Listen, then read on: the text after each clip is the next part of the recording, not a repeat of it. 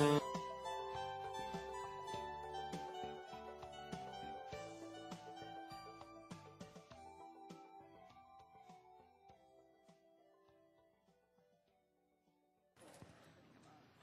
right, welcome everyone. We began the meeting about an hour and a half ago prior to going into closed session. The purpose of the closed session was to receive legal advice related to the community center project. And we are now back for the remainder of the items on the agenda. I would like to begin first by welcoming people back. I hope everyone had a good summer. School has started, and now with all the weather and everything, I'm sure it seems very much like fall, but I'm afraid we probably will have some additional hot weather. But we are now back into the fall, and the council has a number of very important items to deal with both this evening and later in the month. So we will continue to have many important things coming up during the council meetings. I don't know whether Councilmember Elrich will be with us this evening or not. He's campaigning for some office and may not be able to make it for this evening, or possibly not even next Monday night, which is the night before the primary election. So that should serve as a reminder to people that the primary election is coming up in exactly a week. So are there any other council comments or announcements? Bruce, and then Colleen and Doug. I've got a couple of them. Do we have? No, I don't see where we have any additional agenda item stuff, so I just wanted to note that I've had a request from a constituent to put a resolution on for as soon as possible, which would be next week, to designate September 11th as a day of service, charity, and compassion. And I've talked with the mayor about putting that on the agenda, and I will give the clerk some draft language. I also wanted to make sure that everybody has a reminder that there's a regional leadership conference on green building, best practices and policies for local government in the region, Friday, September 29th at the University of Maryland Conference Center. It's from 8:30 to 3:30. It's for elected officials, staff, and anybody who's interested in state of green building in the region to explore best practices, learn from experts, and discuss challenges and dialogue on that. It's sponsored by COG, Maryland Department of Natural Resources, Maryland Energy Administration, DC Energy Office, Virginia Energy Office, and the US EPA. So if anybody needs information on that, I have the flyer. One other thing in the way of notice about meetings, I don't know whether Joy might have a little more information, but I just wanted to mention the public hearing on the WMATA relocation of bus facilities and parking changes at Tacoma Station, which is October 11th from 6 to 10 at night at Trinity Episcopal Church. And then And the city will have a representative testifying, me. Okay, good. And the final thing that I wanted to note, Although I think it's worth saying that anybody who's interested should sign up on that for that public hearing. My understanding is they're giving people 3 minutes to speak. So I think that if anybody is concerned about the proposed development at the Tacoma Metro, particularly the relocation of the bus and the parking, they should sign up. And there's a phone number, I think, there, isn't there? Yes, you should call 202-962-2595.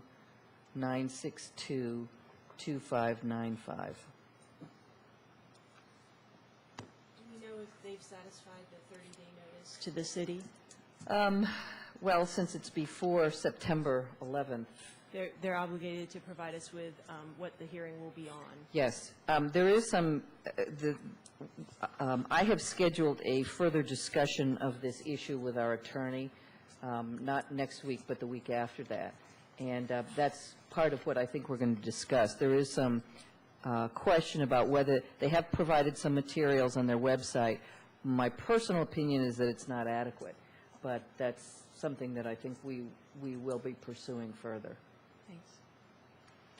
the final item is that I noticed an obituary in the September 3rd Washington Post that caught my eye because the man who died, J. Douglas Bradshaw, had been corporation and counsel for the city of Tacoma Park from 1946 to 1948.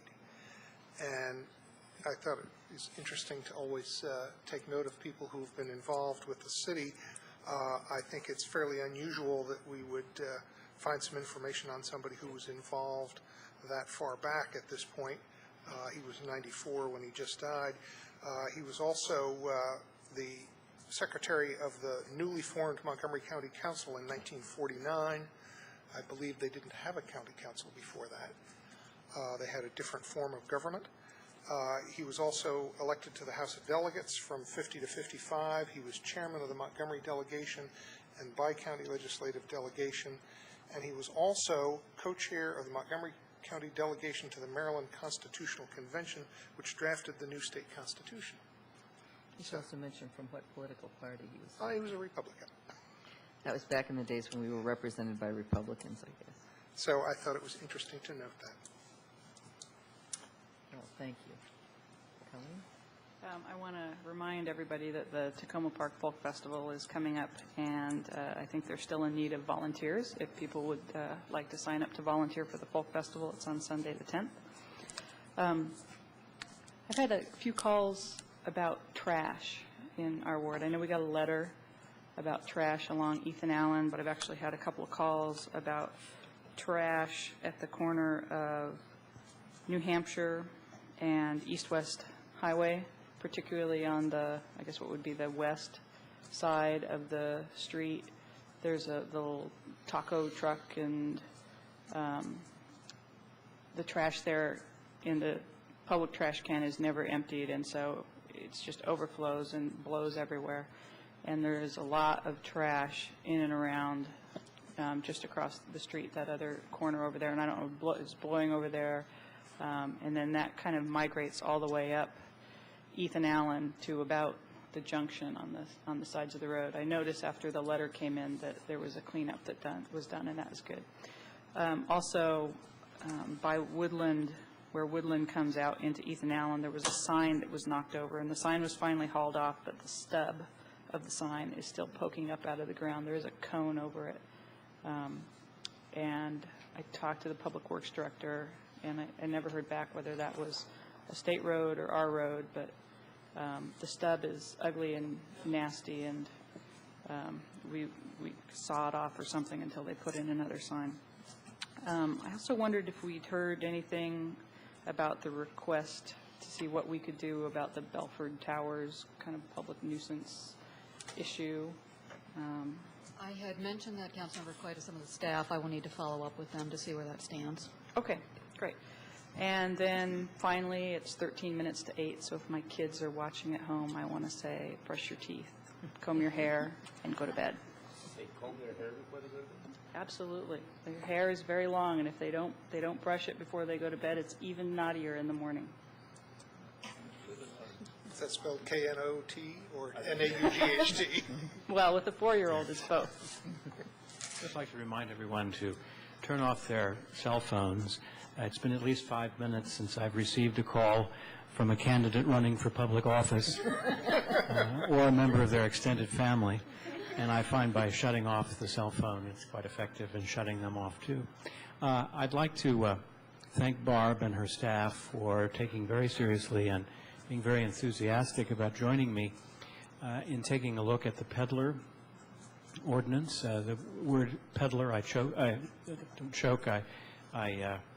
giggle a little bit because I then see a wagon drawn by a horse with pots and pans in the back of it. Maybe it reminds me of my Irish lineage.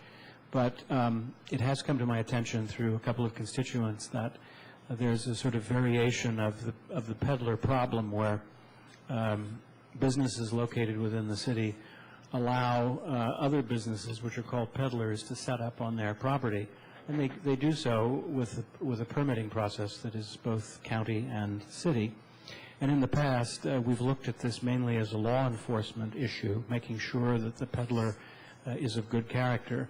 But it's been brought to my attention that there's other dimensions to it beyond the public safety part, and certainly there is an aesthetic piece of it as well, where some of these peddlers are set up in such places where they draw a lot of attention, some of it not particularly desirable. And I think the law limits us to a review by the police department, and I think other professionals within the city need to get involved in taking a look at these things, and maybe even some of them need to come before the council. That's just a proposal. But over the next several weeks, Barb will be working with the city attorney, and I think we'll be hearing more and seeing more, hopefully not of the outlandish peddler activity that we've seen in some parts of the town, of the city, but we'll have a chance to review this in greater detail. I think it's very much warranted. Okay, Thanks. thank you. Thank you, Mayor Porter. It's good to be back from our recess. It was even nicer to be on recess. But I wanted to let everyone know that there's a new group of residents here in Ward 4 that are working to address some of the social needs in this area. They are going to be doing a needs assessment and resource assessment of the neighborhood, and then start working with some of the local nonprofit organizations and government agencies to see how more of the needs in this neighborhood can be addressed by those entities. As one of their outreach efforts, the new group, which is called the Tacoma Park Community Action Group, is going to be conducting Maple Avenue Culture Fair on September 16th from 11 a.m. to 3 p.m. And I hope that members of the community will come out and visit this small fair. It's certainly not a folk festival, but it is going to have some music, some bands, some other entertainment, a few crafts for sale, and also some food, and just fun time. And during that, the group will be handing out their survey to residents of the Maple Avenue, Lee Avenue, and Lower Ritchie Avenue area. But I think it would be nice for all the community to stop by and introduce themselves to this new group and get to know this neighborhood a little bit more. That was September 16th from 11 a.m. to 3 p.m. Thank you. Just have one announcement. A community meeting will be taking place on the 7118 Carroll Avenue property to allow neighbors and the owner to discuss ways that backyard area might be reconfigured to improve the aesthetics for the neighborhood. And that's Thursday night, September 7th. Is that not right? Yeah. I believe, Councilmember Austin Lane, there were some emails last week during my absence from the office that indicated that the neighbors wanted to make sure the survey would be available, and that will not be available, so the meeting is in the process of being rescheduled, is my understanding. Okay. And the survey, how long until that's available? I believe the date they were looking at was the latter part of September, taking into account Mr. Klein's schedule. But I think that date is still somewhat in flux. I believe Ms. Daines was waiting for a response from Ms. Shapiro, who's been kind enough to kind of coordinate with the neighbors to see if that date was workable or if they preferred to have a member of Mr. Klein's staff attend in his absence to see if that date could be moved up. Okay. Thanks for the update. The only other issue I wanted to get some information on is the Hefner Park card access. Yeah, I was going to cover it in my report, but I can go ahead and tell you. Basically, it should be complete on or around September 15th, hopefully earlier. Thank you. I just wanted to add that tomorrow afternoon, beginning at 12:30 and going till 2:30, we are very pleased to host a field hearing of the U.S. House of Representatives on gang violence. The city has done a number of things to deal with gang issues, including a pair of public forums that Councilmember Berry helped pull together And the House of Representatives is actually having a field hearing tomorrow to discuss this issue and the federal response to it. That will be broadcast on the city's cable channel, and it will also be available both live and, I understand, archived for later viewing on the city's website. So that's a field hearing tomorrow here, 12:30 to 2:30. All right. The next item on the agenda is public comment period. This is the time that's set aside on the agenda for comments on items that are not on our special session agenda. That would include both work session items and anything else you'd like to bring to the attention of the council. And we'd like to ask that when you come forward that you identify yourself and that you keep your comments to 3 minutes. There's a timer on the podium that will let you know when your 3 minutes are up. Andy Kellerman, 18 Philadelphia Avenue. And the topic is stormwater management. And my question really is to the council, city administration, what help can the city provide for managing stormwater in front of my house? We have a curb cut on a downhill, and in a serious rain, that curb cut just directs the water right into our front yard. In a heavy rain, you get a 2-foot rooster tail of water that's coming in. Now, I know we're not the only house that has this problem. A number of people have dealt with it by building up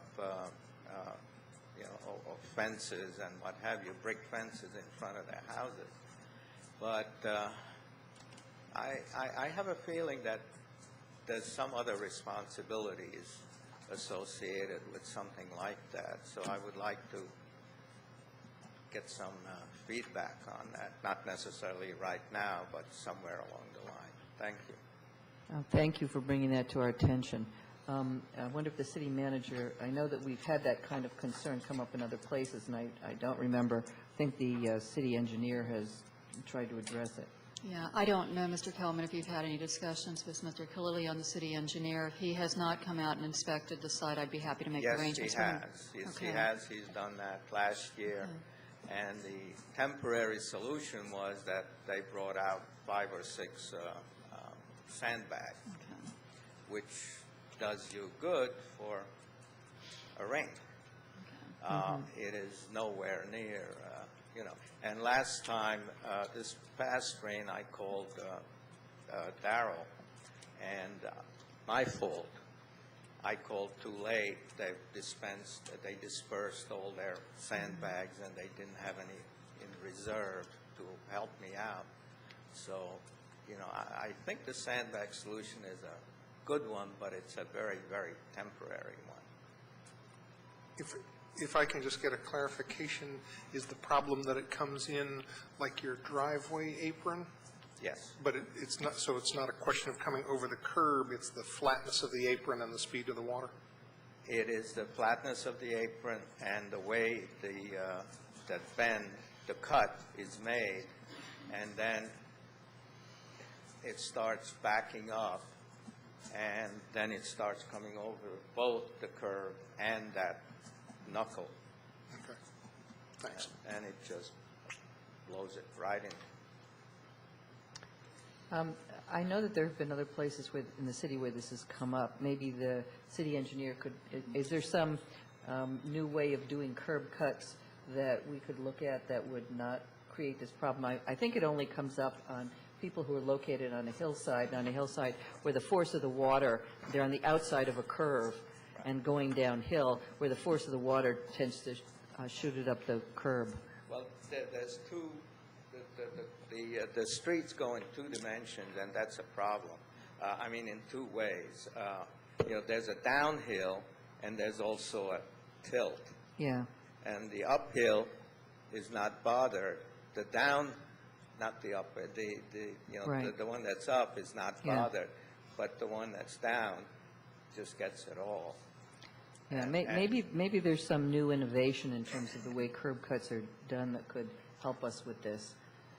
Might be worth checking out. Yeah, 'Cause I know, I'll be happy to speak to the city engineer. I'm not that familiar with the circumstances, Mr. Kellerman. 'cause we I have know that on we're other not the only hills. ones. Yeah, no, I have heard of this problem on other hills, and I haven't heard it on, I think it's somewhere in your ward, actually, yeah. So maybe we can check and see if there's something that we can do.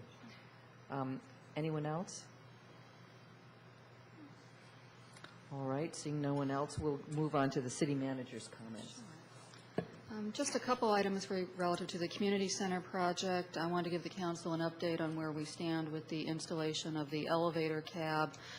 Spoke to TRG Construction this morning. They are expecting to receive the shop drawings probably by the close of business next week. At that point, there will be several days necessary to review and approve those, at which point they'll, be working on getting the equipment manufactured, and then the actual site work will begin. As we discussed at the time, the council approved the elevator installation. This is a fairly lengthy process. My best guess at this point is the elevator would be available for use around mid-December. So obviously, as we keep moving forward through the different steps, I'll be sure to give you updates. The council and some members of the community here this evening may have noticed that with the heavy rains we've experienced, there are a number of buckets in various locations throughout the building. You may recall there were actually two different sections of the building roof that were done by two separate contractors. Our own staff went up and looked at the roofs today, and it appears that it's a fairly minor problem. It's just some flashing that needs to be corrected. Both contractors have been notified of the issue. There are also a number of small leaks in this area where the roofs were not replaced. I think as Ms. Braithwaite had advised the council previously, there are some minor repairs that need to be done, and I'm sure she'll be working with her staff to get those effectuated as soon as possible. The last item on the community center just wanted to mention is the status of the mediation with PowerMax. As the council may recall, PowerMax is the mechanical subcontractor to James F. Knott Construction, who is the contractor for Phase 1 of the community center project. They did file a request for mediation, which is their purview under the contract, in conjunction with James F. Knott, and that mediation session was held in the latter part of May of this year. As of this afternoon, it does appear that we have reached a resolution with the parties on those items, and hopefully this matter will be formally resolved sometime within the next few weeks. That concludes my report. If there's any member of the council who has any questions, I'd be happy to answer them. Are there any questions? Thank you, Barb. The next items on our agenda are a couple of interviews. We have interviews for the Tree Commission and for the Public Safety Citizens Advisory Committee. Let's do the Tree Commission first. These are all interviews for reappointments. Melanie Fosnot, you want to come up and sit up at the table?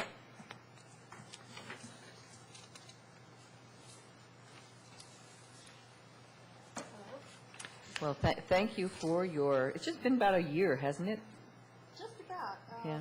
I haven't been on the commission for a year. I started in January to take the place of a member whose term, I don't think expired. I think he or she had to leave before the Okay. term was up. So you were doing the end of a term, and now you're applying for a full term on your own.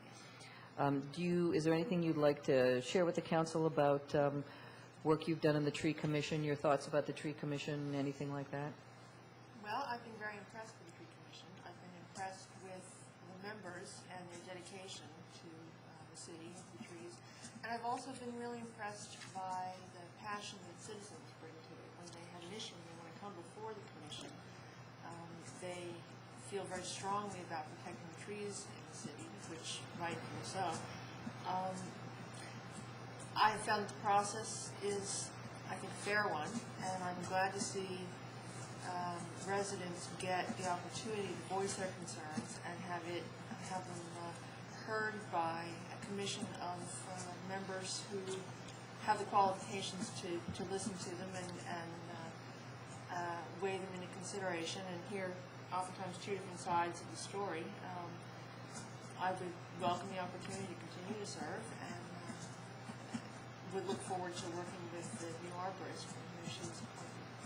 How many Tree Commission hearings have you had the opportunity to participate in? I have been part of two of them. Two of them, We've okay. had some meetings where there haven't been hearings, and then we've had two hearings. So you've actually had, between the two hearings and the meetings, you've actually had an opportunity to participate in a number of things that the Tree Commission did. So at this point, you are pretty familiar with the work of the Tree Commission. Okay, well, I'm pleased that you're interested in continuing on.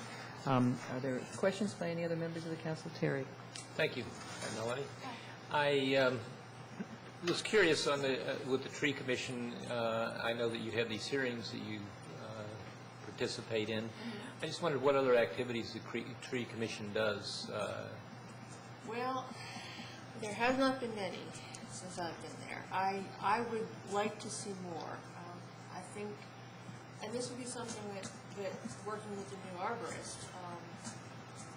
I think the Tree Commission could be more involved in communicating some things to the city, not to the city, but to the residents.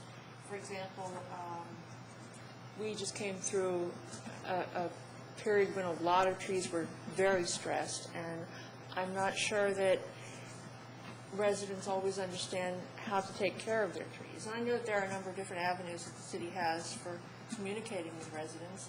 I think the Tree Committee and the Commission could be more involved in that, in communicating, for example, how and when to water your trees, because frankly there were people who think turning the sprinkler on for 15 minutes every 2 weeks does it. And I think everyone knows that it doesn't. Right, and I think that's important, and I would encourage the Tree Commission to collaborate with the Committee on the Environment to address those issues with trees.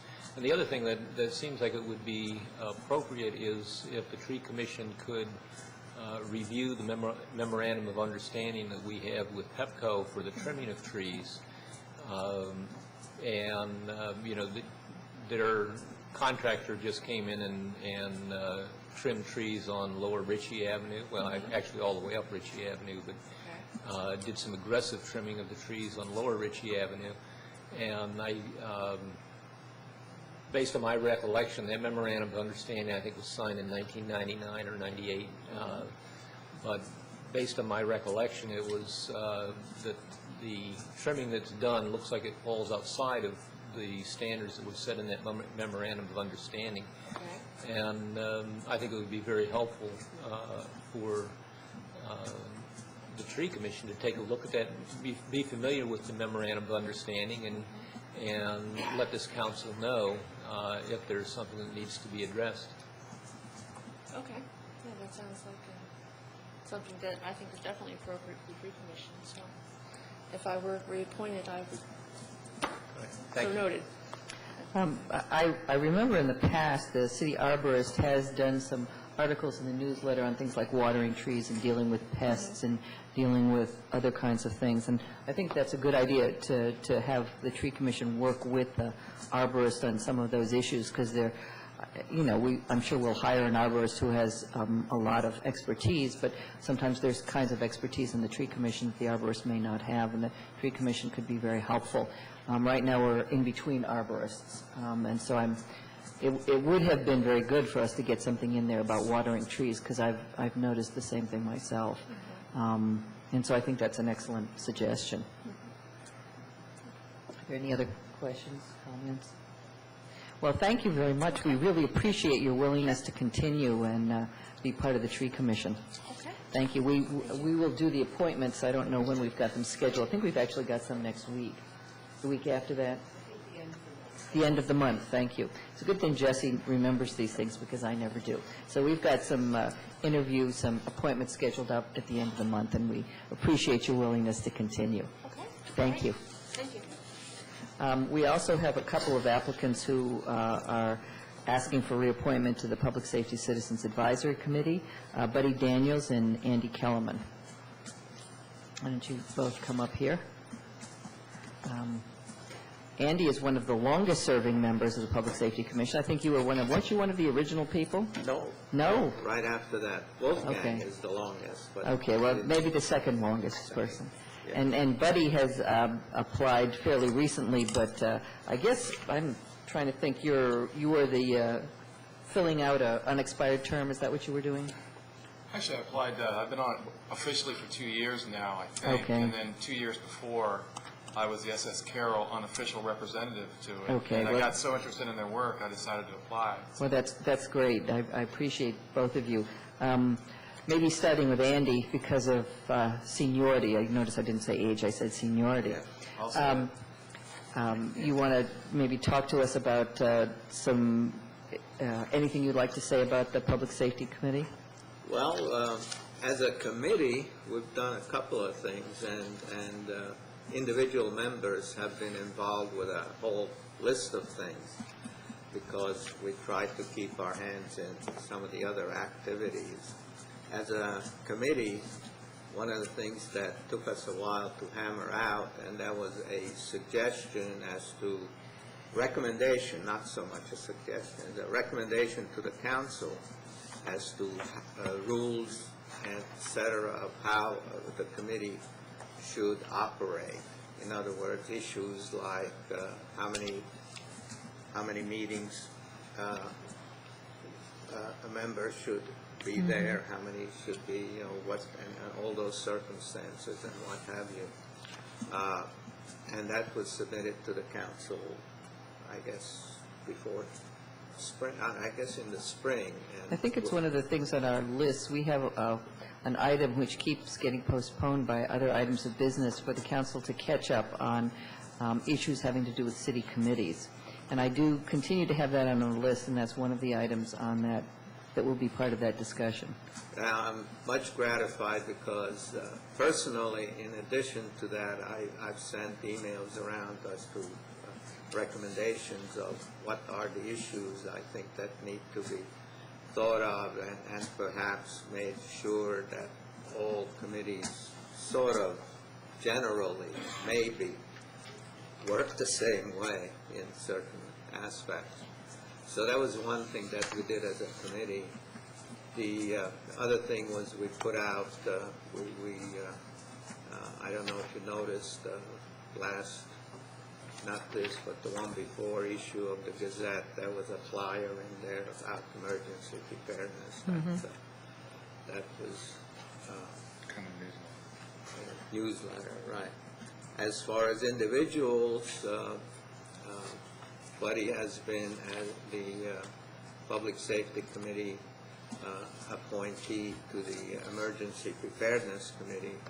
I was sitting in on the Safe Roadways Committee, and I also started in on the Safe Tacoma, trying to on the advisory board on Safe Tacoma. We also got involved with comments and recommendations, suggestions, observations, whatever you want to call it, for the chief selection process. We met with the city manager on that. And basically that kind of brings you up to date as to, and we have a number of things pending. Again, backstopping the Emergency Preparedness Committee, and probably Buddy will talk about How's your program of neighborhood safety contacts going? that. Is, well, we had a meeting. We had a big meeting, and people who count heads were very satisfied. I'm one of those, the glass is half empty people. I was disappointed because I think there were only 3 or 4 people there who were new. In other words, we're reaching the same people over and over again. And that's good in a way, but that's not where we were trying to go. And that's basically. And now, one of the things that we're starting up with the Emergency Preparedness Committee also involves the neighborhood safety contacts, and that maybe will fire up some new people, but I don't want to step on Buddy. Okay, maybe this would be appropriate time to go to Buddy and ask you what you'd like to cover. Well, as Andy said, I'm the liaison to the Emergency Preparedness Committee, and has been it's been an exciting summer, at least for me, with emergency preparedness. As Andy said, we have gotten a number of articles. We got an article in the Tacoma Voice, article in the Tacoma Gazette, articles in our Tacoma newsletter, and I must say Carol Bannerman has been fantastic assisting me. She's writing the articles, as everyone is aware. I can't write. And the flyer in the August Tacoma newsletter was actually a redraft of Montgomery County Emergency Preparedness flyer, which Andy, Mr. Kelman, did rewrite for us. And I want to thank Andy for his help and assistance there, certainly as chair of the Public Safety Assistance Advisory Committee. Also, I want to publicly thank Andy as chair and the Public Safety Assistance Safety Advisory Committee for $1,200, which basically they paid for the flyer to go into or we paid for the flyer to go into that newsletter. I've been getting 13,000 copies were printed. And I've been getting great feedback from that. And it wasn't me, it was a collaboration of people. Peggy Forrester, Peggy Washington, and Jesse Carpenter were tremendously helping, very helpful in making that flyer happen and get into our newsletter. And people say they're reading it, and you're coming up and saying, thanks. So, and it's a good flyer. It's in English and Spanish, and it goes over brief preparedness, certainly in storms, bioterrorism, what else? And what to have on hand, everything. We covered everything as best we could. And with hurricane season approaching, that's well, we're starting into it now. This is very timely. And not that we've had any weather in here at all lately. One other program we're going to work on starting between the Emergency Preparedness Committee and the Public Safety Committee is that outreach group I've talked about, and getting out to our different associations and handing out this flyer and the flyer that you saw in the Tacoma newsletter. The other thing I'd like to briefly discuss, and I'll be very brief because you've got a long meeting tonight, and thank you for giving me this opportunity.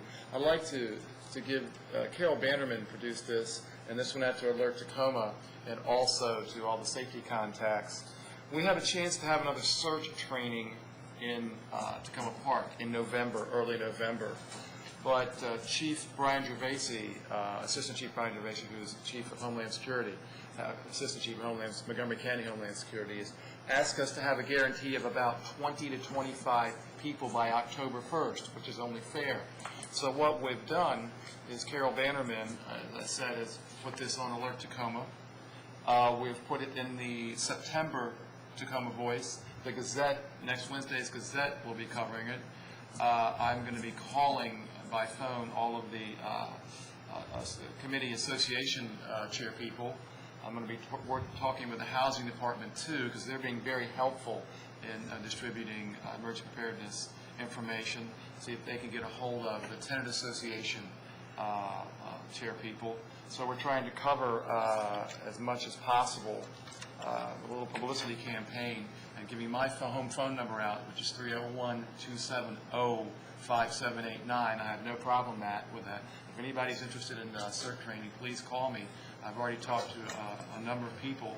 People have also called up to Homeland Security, Montgomery County Homeland Security, and talked with Chief Gervasi. But I'm going to keep a list, and then after October 1st, when you can register for the November class, Chief Gervasi and I will get together and make sure everybody gets registered. Okay, that sounds very good. If you all don't know about this, I'd like to give you copies. If you could please let your constituents know. Thanks a lot. Would you be able to email us copies? Because then I think a number of council members have access to email lists that we might be able to forward it on. I probably can't because my email's hurting. I can do that. I can get Carol Bannerman too, and I can Okay, also give you that would be copies good. right now. I don't know whether it's been forwarded, all of those lists, but take council members have a number of It's been on some of contacts, been on some of them. Maybe I can volunteer my colleagues, if you can send it to us in email form. People who have access to neighborhood email lists might be able to forward it on. I think it's I've heard very good things about the training, and I think it would be extremely worthwhile. It also is a very important part of what we're trying to do with developing a resident capacity to deal with emergency situations, as Buddy has been going around getting people to do. And go ahead. I was hoping that Buddy would mention it, but what I wanted to talk about is segue from you.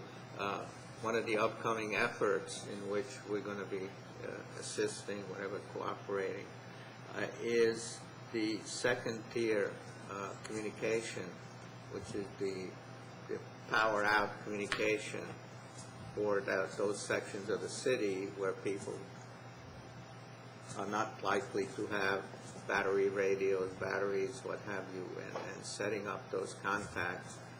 Tentatively, it's being called Safe Haven. You know, it's finding places in churches, whatever, meeting places, and enrolling people in those places to take responsibility for keeping those places open and to be there to receive communication from the city and to have interpreters available for the particular people that tend to go to those places, you know. And what we want to emphasize is that we're not just talking about Spanish people, because we have a number of other language issues here. So we want to ensure that not most, probably at least a few of these places exist, because it's not likely that bulletins are going to come out. If there are emergency bulletins, that people will be able to receive them and will be able to receive them in their own language. You know what I'm thinking, Andy? At some point when you all are ready to launch with this, we probably should have something on the agenda specifically to talk about this. That would be a good thing to do. Yes. Because it sounds like something that needs more time than we're going to be able to give it this evening. And I plan, and actually we discussed this in the Emergency Preparedness Committee meeting August 31st, and it was, we're working on non-electronic communications. And Andy worked up a proposal which I presented, and it was well received by the committee, and it is under review now with staff, basically. At a later date, I'd like to propose, as you know, I've got this outreach committee, and this may or may not be part of it, but I'd like to come and briefly discuss with the council what is going on with the outreach committee. That would be very helpful. And there will be a proposal also on which the Emergency Preparedness Committee will present, on non-electronic communications. It's Wolfgang Murder and I are chairing that committee, and it's a lot bigger task than I envisioned when I first took on. So but I will say the Emergency Preparedness Committee very eagerly looked at Andy's proposal and liked what he was saying, and we were also, and Wolfgang's and my proposal were saying very much the same things, but Andy came up with some really good ideas with his proposal. Well, that sounds great. And why don't both of you sort of keep me apprised as this moves along and let me know when would be the appropriate time to have a full council discussion of this, because it sounds like it really needs more time than this. So I appreciate that. Let me make a request to you individually, each one of you. And the people we want to engage are people we've been trying to engage for a number of years, and that's the pastors, so that we have an in into the faith community. So if you have contacts in each of your wards, please keep track of them so that when we come after you and want those names, contacts, and have I can do that, too. I can think of a few people whose names I could give you, so that sounds very good. I'm going to begin, we are going to begin to move forward, and in the beginning, as I said the other day in the meeting, all the ingredients for good communication exist in the community. We don't have to reinvent any wheels. Between pastors, between the ham radio operators, which I'm going to be in contact with help of members of the Public Safety Committee and Emergency Preparedness Committee, we're networking out. So I've even been in contact with the Boy Scouts, and they want to help too. So it's going to be an interesting couple of months, to say the least. Well, thank you both very much for the work that you're doing, and I'm very happy and very pleased that you're willing to continue to do it, because it sounds like it's going to be extremely valuable for the community. I appreciate it very much. Anything else? I just had a quick question on the community emergency response training that you mentioned. Is that, excuse me, is that in addition to the training that was scheduled to begin in September, or did they delay that training? The September training for CERT training is still on, and this is another training. There will be a November training up at the academy, up at the Montgomery County Police and Fire Academy on Darnestown Road. If we can get enough candidates who are interested and expressed interest, say they want to do it, they will bring another class into Tacoma Park. And that's why Chief Gervaisi needs to know, so we can get his personnel ready. He needs, a good month's time. So if we can get 20 to 25, this gets interesting. And I'm also reaching out to Silver Spring, too, with some contacts I have there through citizens associations, working with them. So Thank you. Oh, thank you. And it was nice meeting you. Councilor Well, it's nice Stevens and meeting I you, were too. wandering around during the blackout we had 2 Tuesday nights ago, and talking to the Pepco gentleman and calling into where the streets were blacked out, and we ran into each other almost literally. Right. It was dark. Yes. But you were doing the work of the CERT, actually, so it was a good time. Anything else, anyone? Well, thank you both very much. We really appreciate your willingness to continue on with this very important work, and let me know when you're ready for a full discussion of some of these issues, and we'll go ahead and schedule that. Thank you. We appreciate it. You're welcome. We're moving on to our special session items. The first one is the First Amendment to the fiscal 07 budget. There are several items that would be encompassed by this budget amendment if approved by the council. As the agenda cover sheet indicates, we did receive $25,000 from the Montgomery County Collaboration Council in FY06, which was to be utilized to pay for a portion of the salary and benefit cost of the community organizer for Montgomery County. That position was vacant for a good portion of the fiscal year, so a number of those funds went unexpended. Mary Kendall, who is the current program director, did approach the Collaboration Council about the possibility of carrying over those funds to this year, and those funds would be used for the development of a media outreach plan to reduce gang influence in the CSAFE area, and possibly the implementation of that plan. The Collaboration Council did approve Ms. Kendall's request, at least for the development of the plan. Her request to actually use the remaining funds for implementation is still pending. Apparently has to go through a number of approval levels. But what this budget amendment would do would be essentially carry over the entire $25,000 approved in FY06 into FY07 for that purpose. There were also 2 capital projects that we had anticipated would be completed by June 30th of this year. That's the Carroll Avenue Streetscape Project and the Metropolitan Branch Trail Project. There is some incidental work on both those projects that will need to be done in FY07. So what the budget amendment would do would be to recognize both the receipt of the grant funds for those 2 projects as well as the expenditure of those monies. The last item encompassed by this budget amendment has to do with the city's supplement to the state homeowners property tax credit program.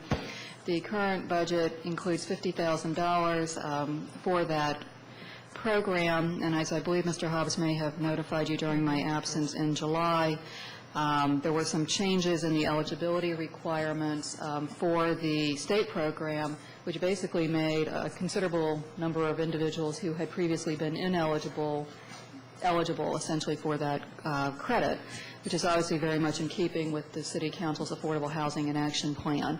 In FY06, we did spend approximately $100,000 for that supplement. We anticipate that we will likely expend a similar amount of money in the current fiscal year.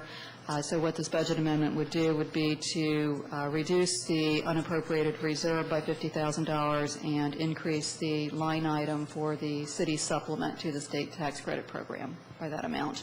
And we already approved the sending out of the rebates for fiscal 06. Yes, those checks have gone out. So if there's any questions, I'd be happy to answer them. I think it just should be noted that the changes to the homeowners property tax credit program has brought the program more into line with what the city wanted in terms of raising some of the limits that were way too low for property values in this part of the state.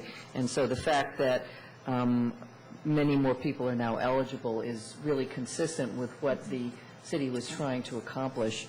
And so even though it's going to cost us some money, I think this is money that is well spent, because it's not an expenditure of funds so much as it is a reorganizing of our tax system so that it offers more protection to people who are lower income and whose property taxes are high in relation to their income. So it makes this program much more beneficial and makes our property tax structure more fair in terms of the incomes of people who are receiving this rebate. And if I can just add to that, I think it kind of is making up for a time when the whole program lagged and our expenditures were flat or even going down because there was such reduced eligibility because the program hadn't changed in so long. So I think it's a proper recognition that some changes have been made to make the program do what it was designed to do. And I'd like to move the ordinance. Okay, somebody want to second it? Okay, it's been moved and seconded. Any additional council comments on the ordinance? Any public comments on the ordinance? All right, seeing none, this is the first reading. All those in favor, please say aye. Aye. Opposed? Ordinance passes at first reading. The next item is a ordinance authorizing a contract with Verizon for telephone service. Abel Castillo, who is our Information Technology Director, is in attendance this evening. So I'd ask Abel to step forward, and he can basically present this item to the council.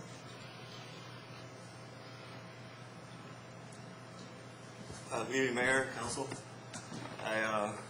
What we have in front of you is a new 3-year contract with Verizon for our office phone lines. And what we did in 2002 when we got our new phone switches, get circuits. So this is pricing for PRI circuits, which are high-speed circuits to Verizon's network. We haven't changed our pricing since 2002, and this is our first chance at negotiating with them, and this is what we came up with. Yeah, but is there any questions? So basically, this proposed contract would be $896 per month, which is the lowest of the 3 offers that we got, and is also, it looks like, about half of, well, no, less than that, of the current cost of $2,400 a month. So prices go down, huh? Yes. I have 2 questions. The top line in the background says $17.70 per month. So we're not piggybacking on a state of Maryland contract. We have a separate. That's okay. correct. The second question is that I've made several calls to the city where the phones don't work, and we're currently using Verizon, right? Yes. And my constituents have said that they've made calls to the city, and the phones ring and ring and ring and ring, and then I make the phone call, and the phone rings and rings and rings, and there's no voicemail that picks up. And that is particularly problematic in the Public Works office, which isn't attached to the building. And my understanding is that several calls have been made to Verizon to come out and fix the phone lines in the Public Works Department, and that they are completely and totally non-responsive. And while I think it's great, that they're willing to offer us a deal at $896 per month, it's not very much of a deal if the phones don't work. Yeah, this contract is for our circuits from the city building to their system, not from Public Works to their system. And that's where the problems have been, in that area up there in Public Works.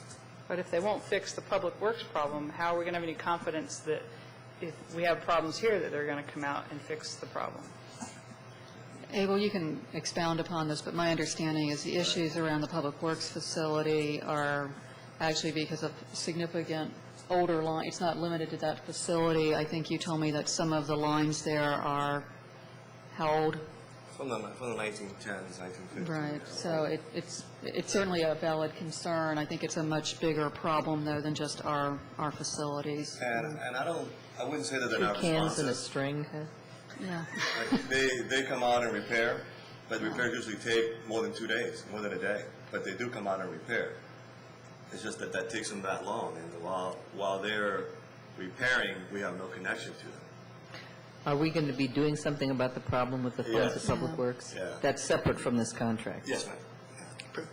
But you're saying that the problem is farther down the line? It's It's between back public- toward the central station? Yes, sir. Yeah. We've looked at some possibilities, and even trying to go wireless between Public Works and us. They're not that far away. It takes 7 miles.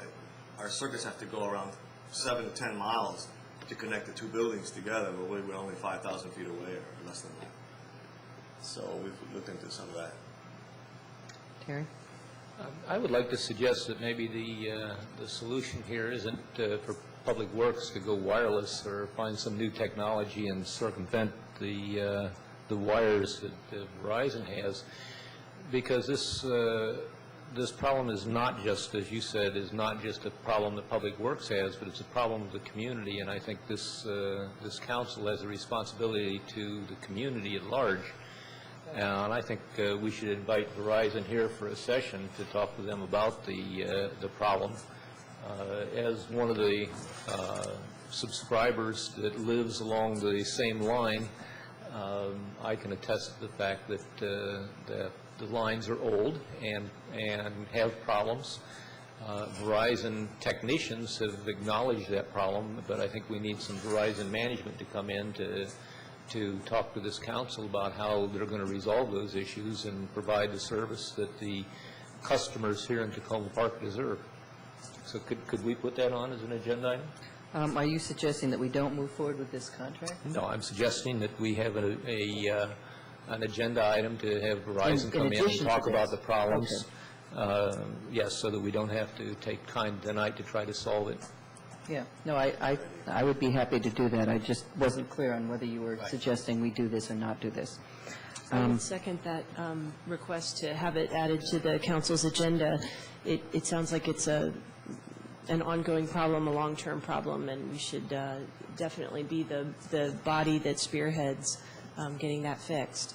As far as the contract that we're looking at, are we finding service outages to this building? No. Really? I have the same experience here. It's not as bad as Public Works, but Well, the issue that you mentioned is probably our voicemail, and the voicemail not picking up, and that's going to come up before you also pretty soon, because we're trying to replace the voicemail system. that's not Verizon. No, that's ours. We own that. Okay. Yes. Of course we do.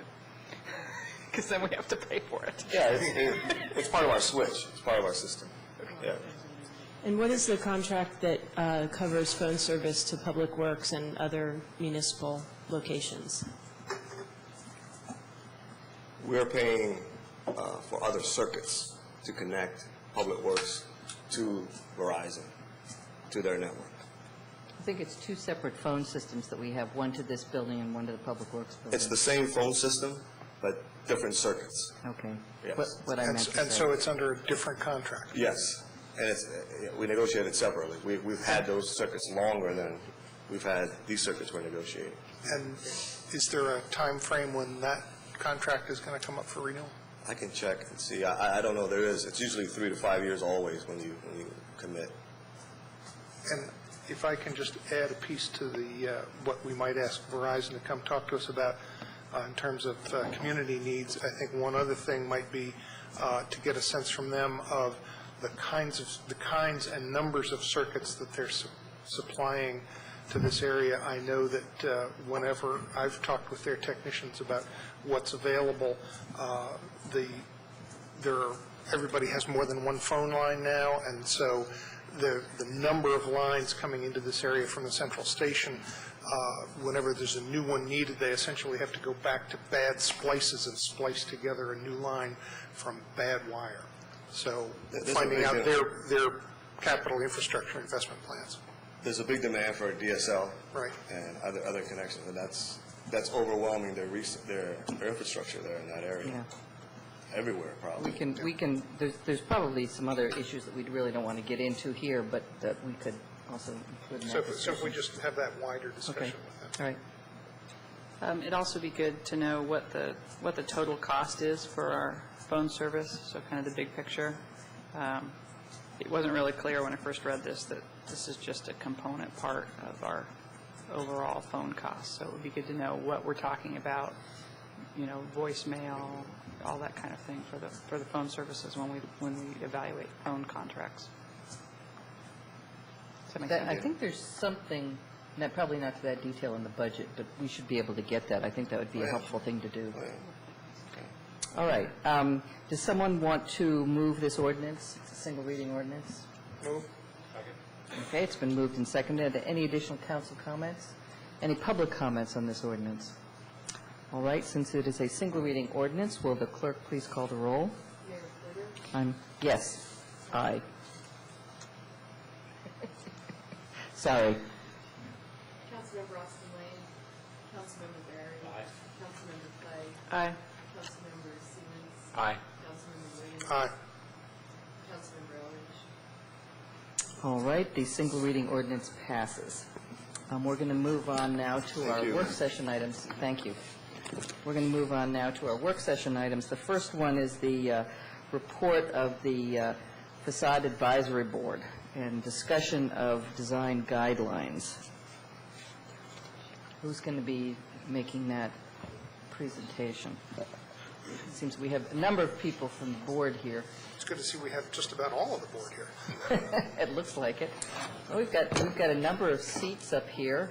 I would love to have as many of you as we can fit at the table. Looks like we can pretty much fit everybody who wants to come up.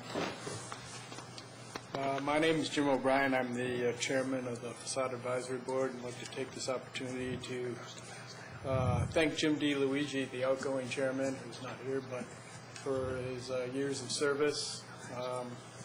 And we are now going to carry on with this here tonight is members of the board that we have worked on this for I think 7 projects in the last year.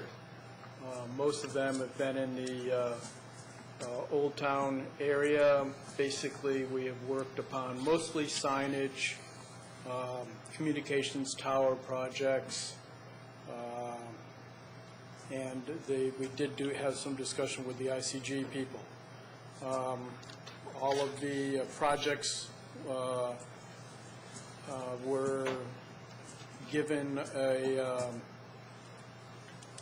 an approval with modifications, or not approved, or given guidelines. In the meantime, I would like to think that our board has started working on refining its guidelines as they have been in the past. In the past, they were more of a guideline set up for zoning issues and more of a residential type design.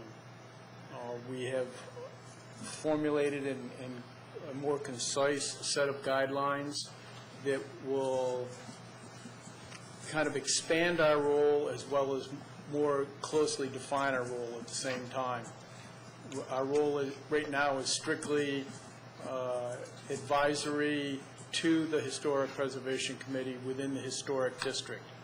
We would like to expand our role slightly into being more of an advisory role to anybody who has a commercial building in any of the enterprise zone or commercial districts of the city, even though we are not under any jurisdictional position on that. And that, under working with Sarah on that, and getting people to come and take advantage of our expertise and what we have done with other people, I think could be very valuable to improving the other commercial districts in the city, even though we don't have any jurisdiction over them because they're not in the historic area. I think that pretty much does it from my point of view.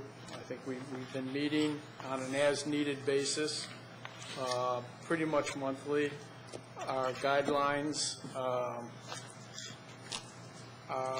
pretty much completed at this point in time, but we need to work on a few areas to get them more in compliance, and we might be coming back to you to improve some of the language and to clarify what our role is exactly, because the enabling legislation is a little fuzzy. Okay. Anybody else have any thoughts on this? I think that pretty much covers what we've done for the last year. Well, I want to thank you all for the work that you've done, and I want to thank you, Jim, for agreeing to become the chair of the committee. And I certainly would agree with the suggestions that you've made. I think it's a great idea to be an advisory board also to the other business areas in the city. It's true you don't have any legal jurisdiction, but with the amount of expertise on the committee, I would think that your services would be valuable to those business owners, and it would be something that we could offer that would be an inducement to get them to put together signage that's good design and consistent with sort of the image we're trying to promote for those business areas. So I appreciate that idea and appreciate the work that you're doing. Thank you. Yes, I would certainly welcome the extension of your activities into the Ward 6 part of town, which has a very large business district, probably the largest in the city, and the physical infrastructure there is somewhere between tacky and shabby, and needs your expertise. And even though some of the business folks now are not in a position to ask for it directly, we do have plans. The city has plans for revitalization of the area, and I think more and more your insights and your expertise would be called upon in the coming months as the plans move forward, and we'd very much welcome your attention to that part of town.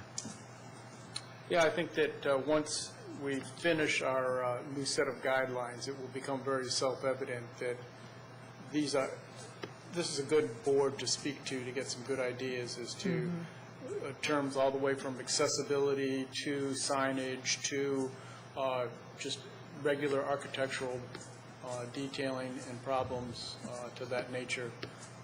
That we have the whole range of expertise on the board, and this is something we deal with on a day-to-day basis. So. Yeah. If I can just get a sense of the extent to which businesses in other areas have made known their desire to have use of something like this, just to get a sense of where this might go, as opposed to just, hanging out your shingle and saying, we're here to help, and then silence. It would have to be a well-designed shingle. One of the things we're hoping to do at the staff level is to do more of that coordination once the design guidelines are more formalized. Because of the context that we have with the businesses along the New Hampshire Avenue corridor, for example, to make that technical opportunity or the technical support available to them. We're also hoping that if we're successful in our efforts to secure additional financing or financing at all for facade improvements or site improvements, that this might be something that's part of that whole process in terms of applying for funding. Yeah. So a lot of it's going to be community outreach and education, working with, particularly in the enterprise zone, the business association that our associate planners coordinate. Yeah, because I'm also thinking there have been instances like the proposed self-storage over at the New Hampshire Eastern Gateway, where some help early on would have been very, very desirable. So kind of nudging into various processes might be quite helpful.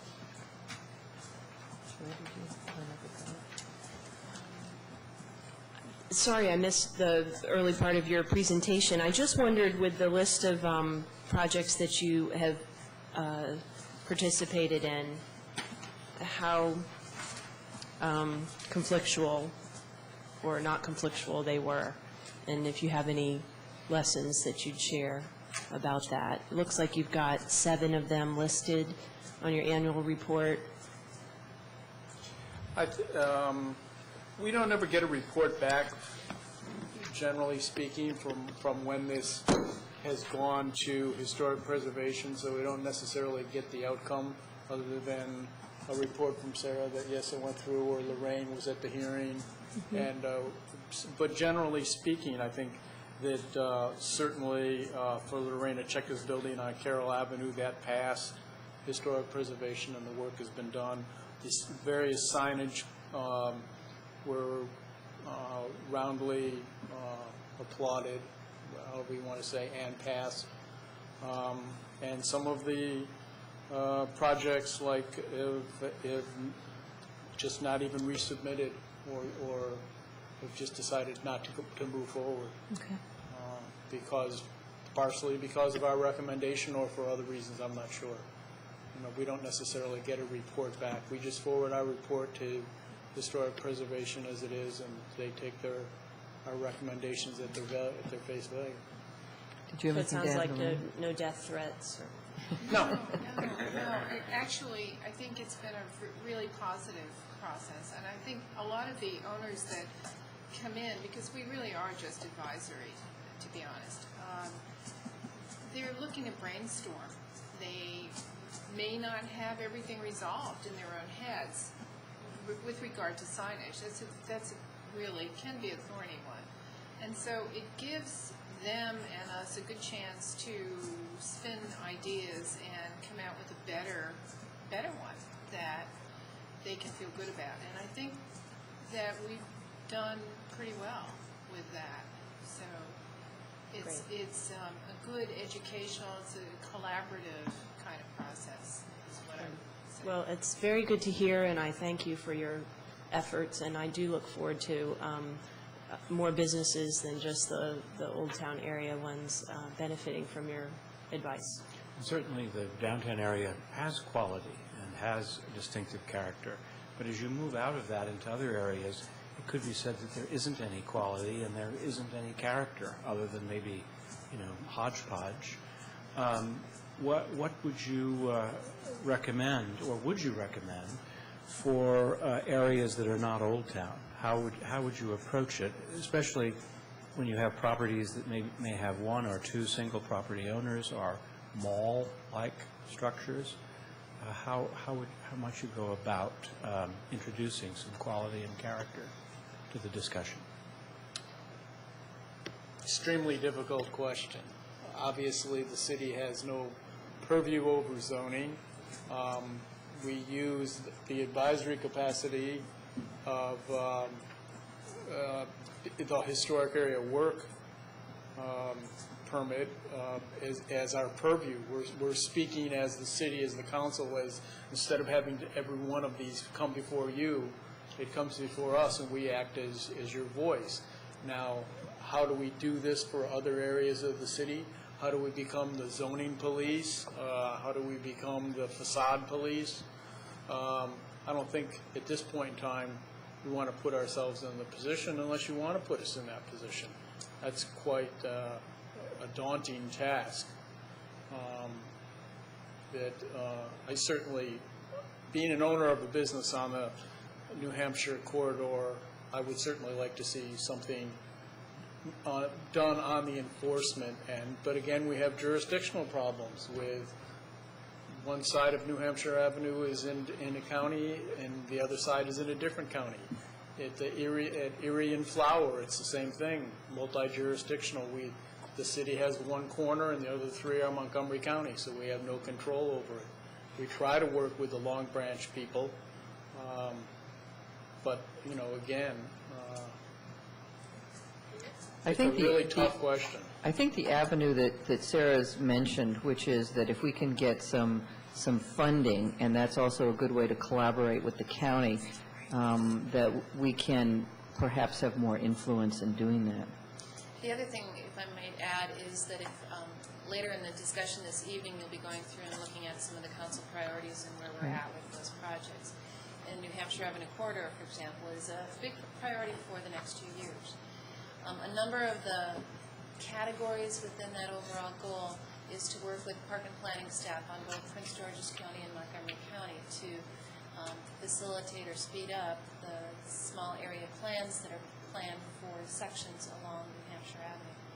And as those plans develop, that'll provide additional guidance for the Facade Advisory Board in terms of maintaining the character that the community has identified as being important for it, be it pedestrian-oriented or maybe everybody does want a huge strip mall from one end to the other. But a lot of that discussion in terms of identifying a broader goal will come out of that whole process. I think it's all related to communication and getting people involved and excited with improving the property. Each property is unique. Everything is different. And what is their vision for that particular business area? And helping them facilitate it. I think building that kind of excitement to pull together, because with a more attractive business area, you'll have more business, and so it will attract more people to come shop there. The more attractive we can make it, and so how do we do that? I think we can't do that by ourselves. We have to meet with, using this as a springboard, to meet with the business owners, the business associations, and see what their visions are, and figure out ways to pull it all together that in a way that works for them. It's not a mold that we can fit them into, but figure out what is unique, what do we want to stress, how do we do that, how do we make it attractive enough to bring in more business. I think we can do it. Terry, did you want to add something?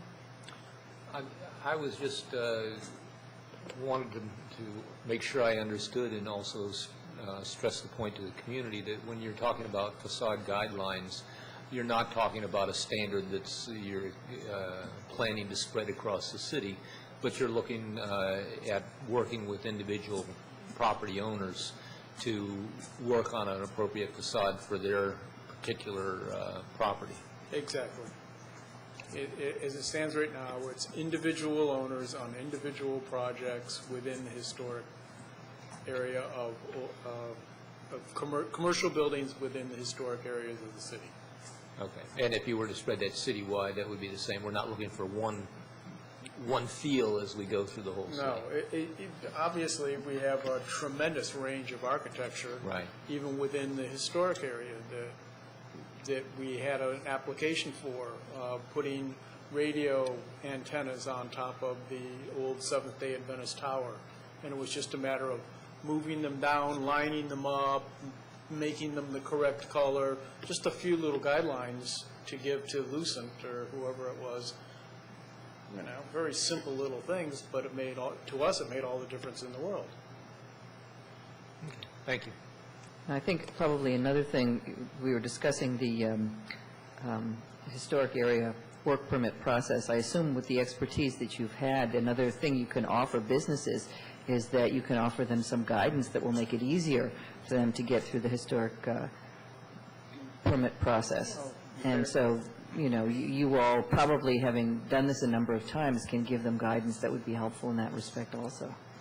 I think that's a big part of this is what you need to bring, this is what you need to show them. If you don't have this, if you do not have this, you will not pass go, you will not collect $200. That is pretty much a lot of the way I roll is right now.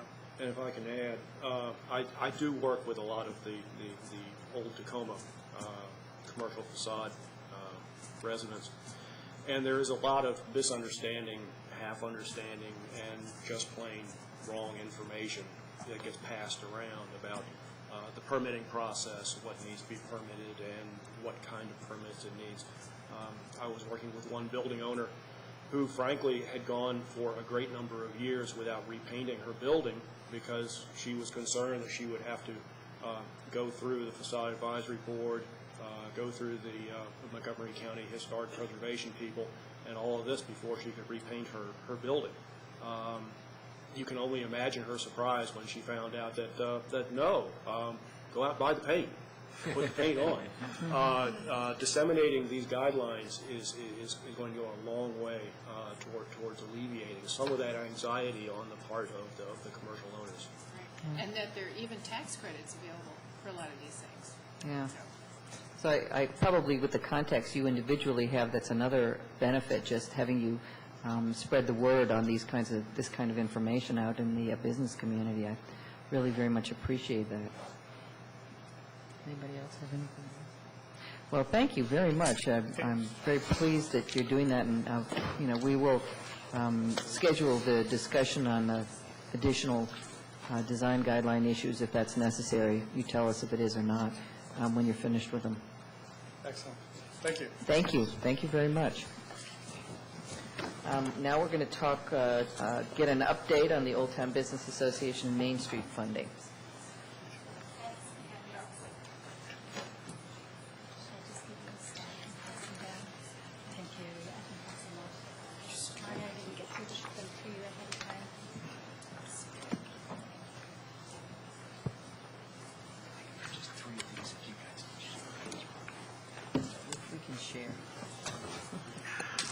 Share one down this end and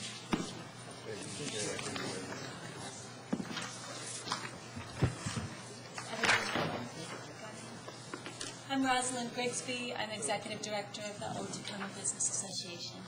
I am accompanied tonight by a number of our board members. So starting on your right is Ethan Landis, Secretary of the Board of Directors, John Hume, Chair of the Design Committee, Penny Jones-Napier, President of the Board, and Dan Robinson, who's Chair of the Economic Restructuring Committee. First, I want to say thank you for your support for the Old Tacoma Business Association and the Main Street Tacoma effort. We are now in our third year of support, and we wanted a chance to let you know that we appreciate it and give you some sense of what we've been doing and where we're headed with it. We are the only Main Street community in Montgomery County. We're one of only a very small number in the state of Maryland that are in urban settings. Most are discrete townships. And we are one of an even rarer collection that are cross-jurisdictional because we include both Tacoma Park, Maryland and Tacoma, D.C. in our efforts. So that kind of makes us a unique spot on the map, which we all knew Tacoma was anyway. As far as I know, virtually all of the Main Street communities in the state of Maryland, at least, receive some support from their municipalities.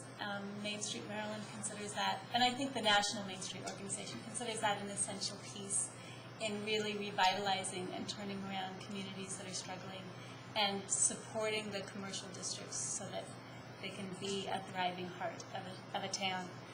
We are still in our early stages. We've discovered that you can't build a community quickly, that it takes time, it takes care, and it takes connection. And to do it well, it takes laying the groundwork. We've done a lot of laying groundwork in the 2 years that we've had your support. We've done background research to raise enough information to get important questions on the table and engage in the conversations on issues of parking, business inventories, storefront improvements, consumer preferences, and other things. We've worked hard to build alliances with community groups, neighborhoods, city government, and other key stakeholders in the community on both sides of the boundary line. We've tried to support our local businesses to understand their pressing issues and be responsive.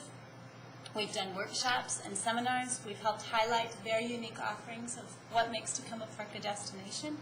We've tried to get media coverage and special promotions, and we've become a conduit for information and problem solving.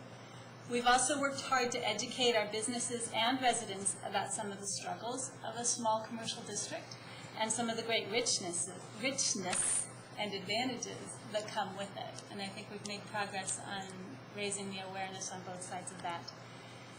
I also think it's worth mentioning that we are an entirely volunteer board and committee structure. And I did a rough calculation this morning of approximately the hours and a rough dollar value of what that means. The board members put in approximately 150 hours a month. That's based on the last 6 or 8 months of data that I could lay my hands on quickly. The National Trust for Historic Preservation suggests about an $18 an hour value on volunteer time. Of course, that's not accommodating professional skills. So that adds up to something like $32,400 a year contribution off the top for the board alone. That doesn't include committee structure. The committee members, committees draw from all avenues of life in Tacoma Park. And a rough calculation with the help of John gave me about 20 hours a month from committees. It varies enormously depending on the time of year and projects they've got going on. And that adds up to something like $17,280 a year. So we're at a total of about $50,000 worth of time committed voluntarily to the Old Tacoma Business Association, Main Street, Tacoma, which I thought was worth mentioning aloud. We are poised on the brink of some really significant changes. I think we've done a lot of the background work and laying the foundation, and we are ready for the next step, and I think it's just beginning to happen. We understand that revitalization is an organic process.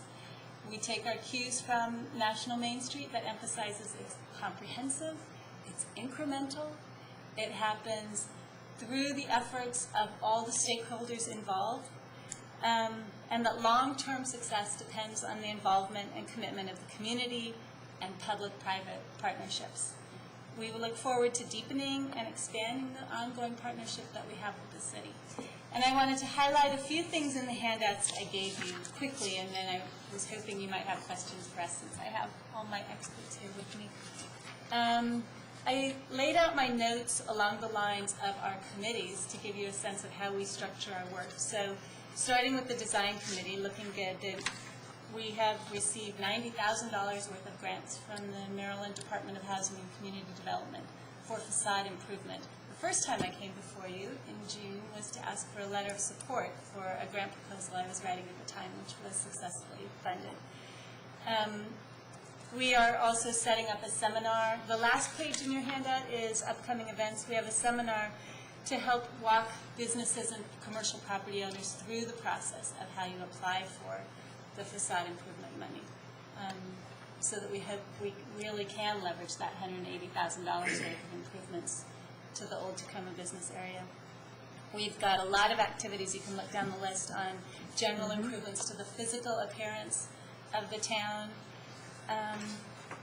The Economic Restructuring Committee has done a lot of the background work and research on parking inventories, business inventories, online survey, which is in the works now, of residents' preferences, where they will actually spend their consumer dollars in stores and restaurants in Tacoma Park. The promotion committee, and the committees work together on many issues, so the way I've laid it out isn't as, the actuality isn't as rigid as the layout looks, but we are working on naming and encouraging particular businesses that we think the community will support and will thrive here to look at relocating in Tacoma Park.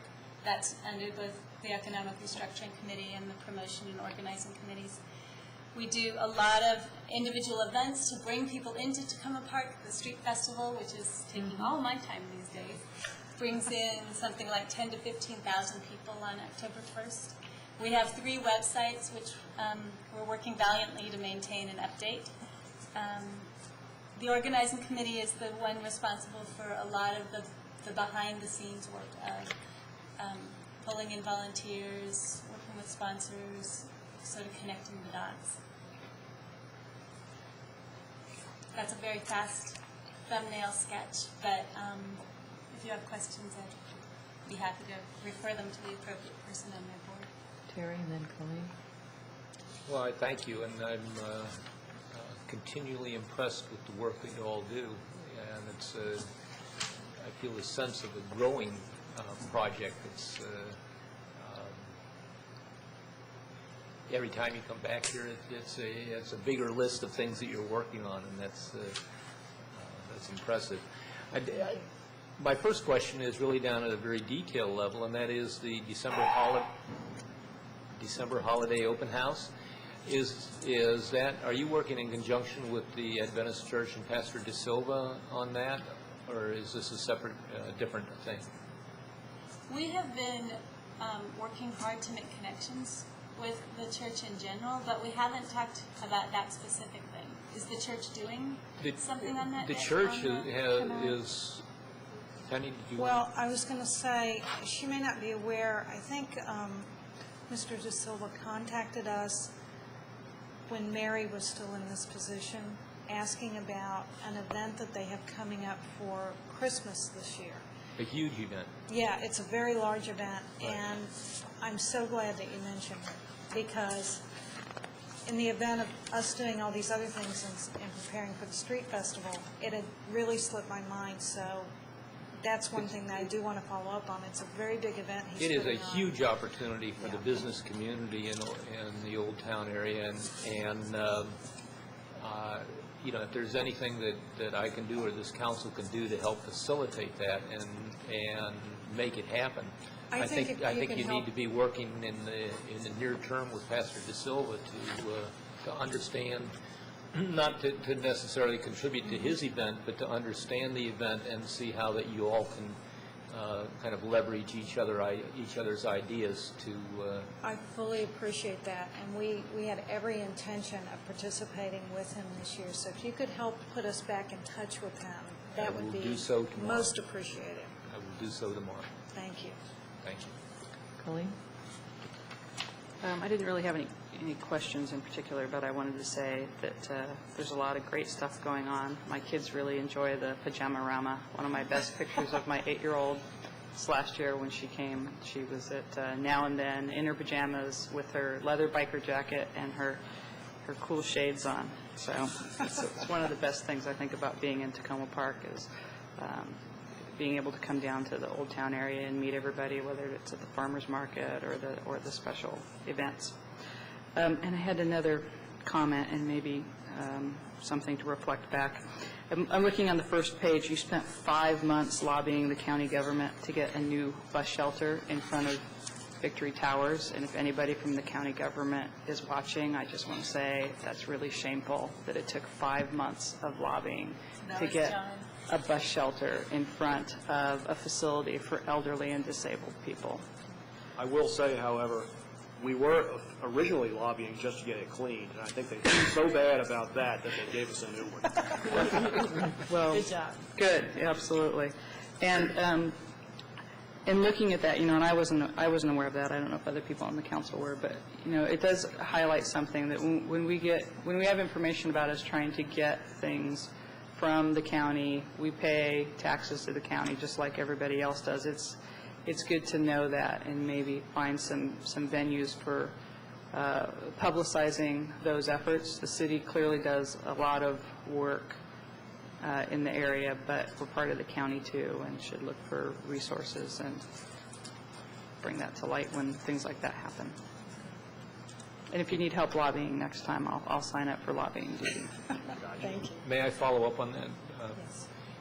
And I would just like to say that you should consider us as a resource if you face issues like that you feel that, you know, a council member or the council in general could, to help make things move faster or grease the skids, you know, certainly bring those to us so that we could maybe help make things happen a little bit quicker. Not that we can do that. I mean, the volunteer help is essential on that. Yes, I think we should be thanking the members of the board and the members of the Business Association, because I can tell you that when I talk to county council members, they're always very impressed if the members, the actual business owners and property owners themselves get out and talk to them. So that's, you all are very, very critical to that. Bruce and then Joy. If you can just remind me of a detail or two about the facade grants. The dollar limit, sense of how many businesses can take advantage of this, whether this is going to be enough to do the pending applications and the potential applications, given the information that's gone out, kind of how that's going to play out. John? These are for up to dollar-for-dollar matches. And so with $90,000 of state aid, we can leverage $180,000 or more, depending on the leverage, of qualifying pre-approved facade improvements. Right now, we have some headspace I'm aware of what's pending, and knowing what I've talked to building owners about, even of the additional 12 applications that are mentioned there. We still have some headspace. We've got some large projects coming online. There's going to be a good-sized project going into the Junction, Historic Tacoma's projected renovation of their new headquarters. And they've assured me that they'll be perfectly glad to take every single dollar in the program if so offered, which is why the design committee is working with Historic Tacoma to try to also scout out additional outside assistance through the Maryland Downtown Development Agency and such. And so we're not turning down any opportunities. Right now, we have enough. We have enough at our disposal through the facade improvement program that we're not putting upward limits on applications. When we started, when we had our $15,000 starting fund, we were looking at essentially mini projects, 3,000 to 5,000, and we're very comfortable with that. But now we have the opportunity to stretch our wings a little bit, and so the sky is the limit. Good. I have a couple of things. Before I go through them, I really do want to thank you. Your contributions to this community are enormous, and it's nice to have them quantified, so thank you for going through that exercise. There's a couple of things that I know have been pending over the years, and I wanted to just, Roz, since you're taking the helm, make sure that they got on your list, just to consider. These are just, suggestions, not anything hard and fast that you have to follow up on. In the Junction, there was some discussion a while ago, just within this last year, about livening up the city property with some commercial activity. So possibly sidewalk vendors there at the platform where people could sit and have an ice cream cone. It's not for me to decide what the appropriate thing would be, but performances, just something neat happening there that could bring new life to that area and the businesses that are already there. That would like to attract more customers. I thought we were about to liven it up with a fire truck.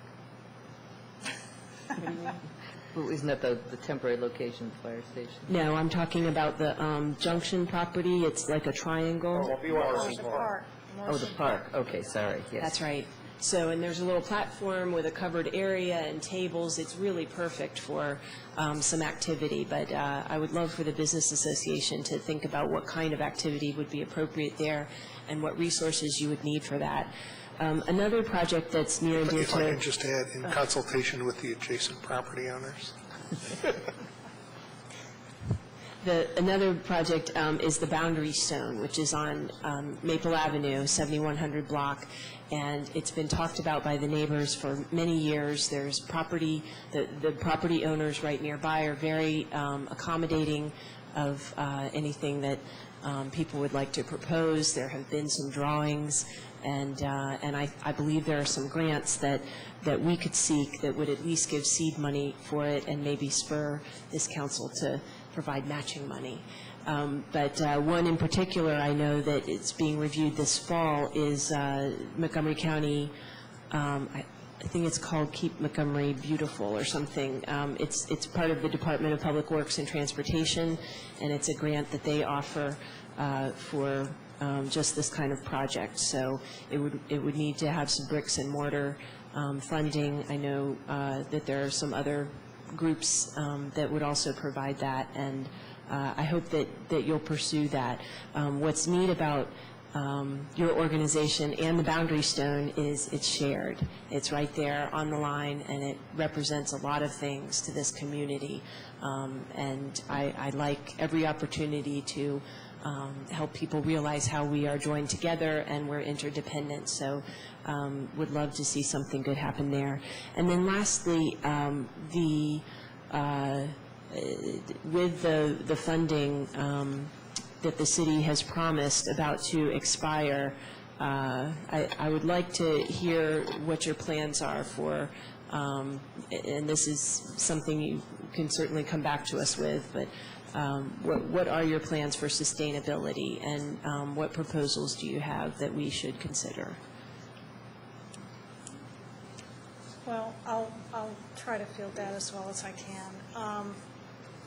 I think, number one, I want to thank you all for the 3 years which you have extended a grant to us to help us get the Main Street started, for us to get the acquisition for it, and to really be active in trying to put the program in place. And I think that we've made great strides toward that. I have been on the board during this entire process and have changed roles on the board a couple of times, but needless to say, I've seen the history of it, and even though I know it's been a tremendous amount of hard work for board members and whatnot, we have, when I look back on it, made terrific progress. I also want to say that I feel this is the first year that, with the seed money that you've given us, I feel that we're really working. We've got a board that's really working very well. Not to say that the board didn't work well before, but that there are programs in place and projects in place, and we're able to see the benefit of them, and the community is starting to be able to see the benefit of them. I do think that we do need your continued fiscal support to a certain degree, and I would hope that you'll have a consideration to extend our grant program so that we don't have to worry about whether we can keep a staff member on board that is doing a tremendous job in helping tie all these ends together. We have several projects in place to help us build sustainability. One of the most important ones has been taking over the street festival. And as we're growing and learning about how we function, we are putting in place other events which we are planning on at different times of the year. We're also looking at what we can do that would be similar to some of the other things that go on a weekly basis to help bring people into the community, and that would serve as a sustained income that would come in to help offset some of our expenses, because we have incurred a lot of expenses over the last 3 years. We've hired an executive director. That's not inexpensive. We have office space. We have a place for people to come to when they need to talk to us about business concerns. That includes the community and stakeholders in the community, whether it's residents, community groups, or you all. So we have websites that have to be maintained. We put up a website dedicated to Main Street Tacoma that went into place this year, where we're continually adding. It takes time and energy to update these, as you all know, but it's a communication vehicle that goes out to the community. So I think that I would like to ask that you look at continuing your support of us. We're working very hard to reach out to some of the other new groups like Safe Tacoma and work with them on safety and environmental issues, which really fall under many aspects of our Main Street program, whether it's design, economic restructuring, and bringing businesses in that help improve the viability in the evening here in Tacoma Park. So I would say at a minimum that we sustain what we've had for the next 3 to 5 years. And depending upon when you review the amount of projects and work we've done, maybe to add into that. But at a minimum to sustain the level that we've had as a support, so that we can make sure that as we're continuing these projects and continuing to build these projects, we can keep Roz on board to be watching and as a paid person to take care of many of the things that we have in the burner right now. I assume that this is something that's going to come up in our next budget discussion. Does it come up before then? I don't. It would probably be an issue that you talk about during the next budget work sessions. Okay. Can I speak briefly to kind of your investment, another way of looking at your investment, partially through the staff that you helped us with, and Alana Blanchard and David Sauls and Sarah Danes have been very helpful. Yes. In fact, they're working with my committee right now to look into creation of a parking district, or what that would entail, and they're working closely with MNC, PPC, Park and Planning, and also the Department of Permitting Services. And we're hopeful that they'll bring back some kind of structural, different kind of overlay, enhancement to the existing overlay zone that we have that will help, that they will also help us talk to negotiate with the District of Columbia. And whatever we cobble together or create in a sustained way, I would hope that that would come back to Tacoma Park as a resource that you could use other places, and it's not only in Old Tacoma, but perhaps in other outlying areas in Tacoma Park or other areas in Tacoma Park. So it's an investment you're making in us, and we're trying to bring back something to you. I'd just like to put that out there. Thank you. Just real quick, I wondered, Dan, if you got a new printer or if this was somehow relevant to the conversation. I don't know what that is. But, Very relevant to Old Tacoma. Anyway, I wanted the table. I wanted to just make a personal as well as a personal business comment to you. I'm relatively new to the Tacoma Park area. I live in Washington, D.C., and our building there, what we just completed in the last couple weeks, is on the D.C. side. You're very close to the metro station, but I just wanted to share with you briefly that my experience in the Washington, D.C. Tacoma area, but as very much as part of a partnership with the Maryland side, has been really rewarding and really builds our confidence as that the area is a growing area, that there's a strong reason for us to continue making a business investment here, and that we have invested a lot of money in turning what had been a car lot, abandoned building, into a new space where we presently have 30 people in the building and anticipate having 50 to 60 people in the building in the next several months. And so I joined the board about a year and a half ago, though we've been in Tacoma Park for the last 2.5 years, and I have found that the Old Tacoma Business Association has really been my business's portal into being able to give back to the business community and being able to partner and share with other business property owners in the area, and enabled us to have a voice and to feel and expand the level of confidence that other business owners have about whether they're here and want to stay, want to invest more, or whether they want to come here and attract other people to come here too. Well, that's very helpful. Thank you. So this is your building? Yes. And where is that? That is right, do you know where the B&B Caterers was? And Centex is, we're right up the street from Centex. Okay. It's next door. Coming soon. Coming soon. On my end, coming soon. And remind me who your architect is, because I believe he was an award-winning architect that I met not too long ago. Yeah. Well, we actually did this building ourselves. I have a design build remodeling firm. However, the elevation of this building was strongly influenced by another member of the community here who's rather new, named Tom Lubke, who is an architect and of some renown. Okay. I believe he lives in your ward, Tom Lubke. Yes. It's on Poplar. Poplar Street, right? Well, I know it's getting late, but thank you all so much for the information, and we will definitely consider your request. It seems to me that the Business Association has been doing great things. I was very pleased to see your list of upcoming events. It sounds like you're turning the meetings into real information-providing sessions, and I certainly, assume that the businesses are going to find that extremely helpful. And others too. Come to the Michael Schuman one on September 12th. I think you'd be very appreciative. Just so you know, that is voting day. So in both D.C. and Maryland. Yeah, you know that there's other things going on in September 12th, so that might cut into people's ability to get there. But I think a little break. I will try. This is looks like quite a good list of upcoming events, and thank you all very much. We very much appreciate the information. Thank you. Thank you.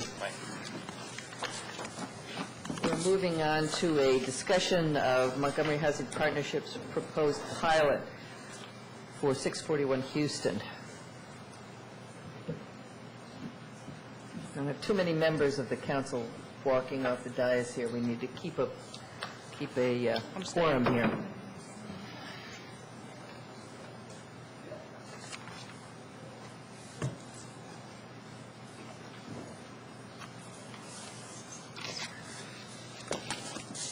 Good evening. The council is being asked to consider, for discussion purposes, the requested pilot from MHP, Montgomery Housing Partnership. Joining me tonight is Stephen Sprecher, who is the interim director of real estate development. Stephen has been working with the purchase and potential renovation of 641 Houston Avenue. As with previous pilot requests, MHP is looking at a graduated forgiveness of the local property taxes over a 10-year period. The first 5 years would be for 100% abatement or forgiveness of the City of Tacoma Park's property taxes. The following 3 years would be a 75% abatement, and the final 2 years would be a 50% abatement.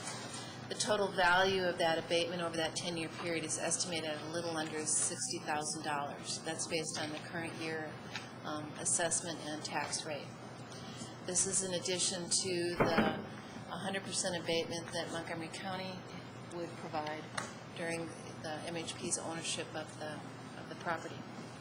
If you have, the other thing I wanted to point out is that if this pilot was approved, again, based on the current values of the taxes, it would average out to about $17.65 per unit per month during that 10-year time period.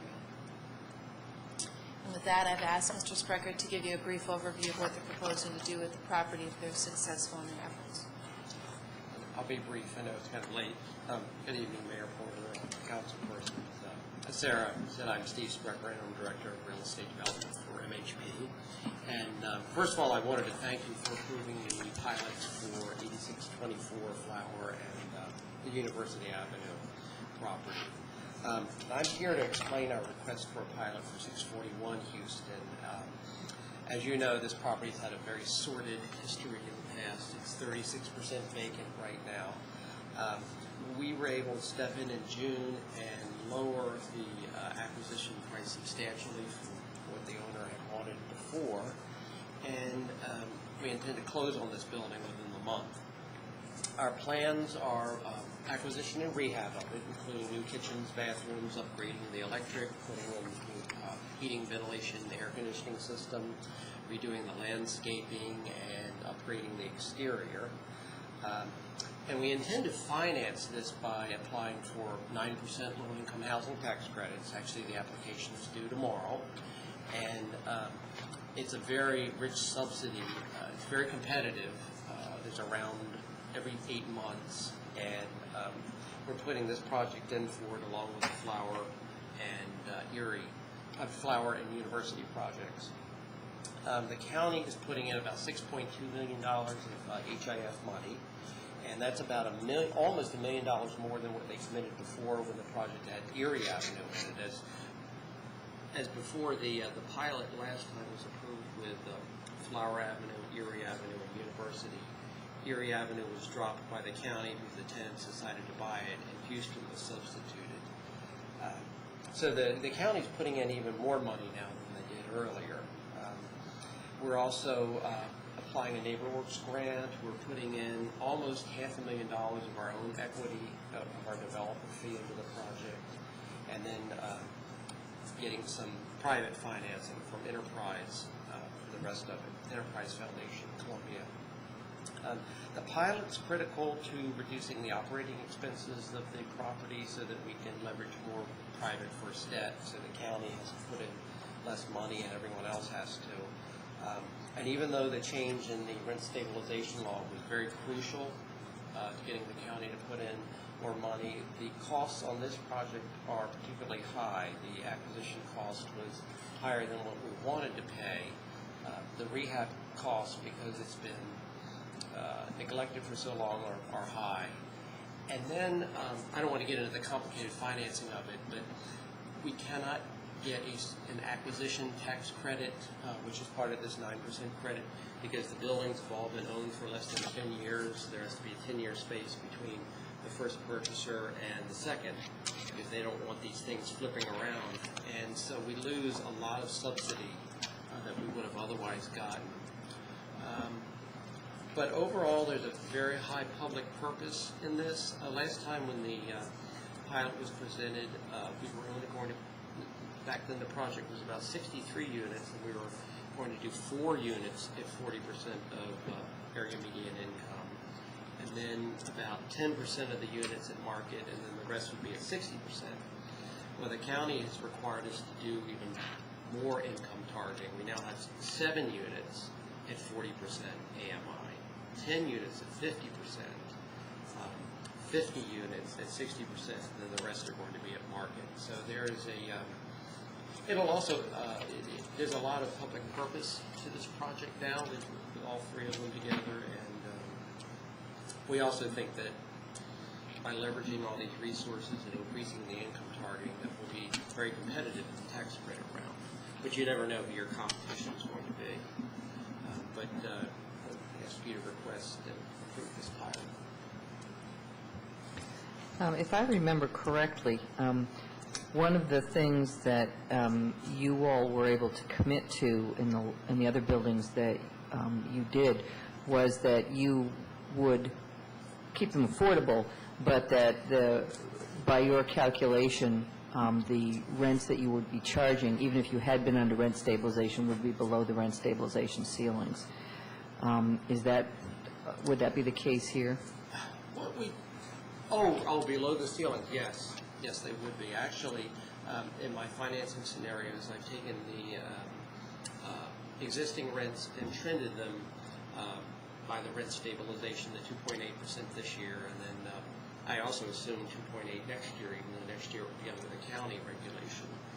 And then at the end of rehab, I put in a 10% rent increase, but that also includes the utility burden, because tenants are going to be paying their utilities. When all is said and done, the rents are actually going to be a lot less than the 50% AMI are, because we're starting at such a low level to begin with. And the rents are still going to be very low.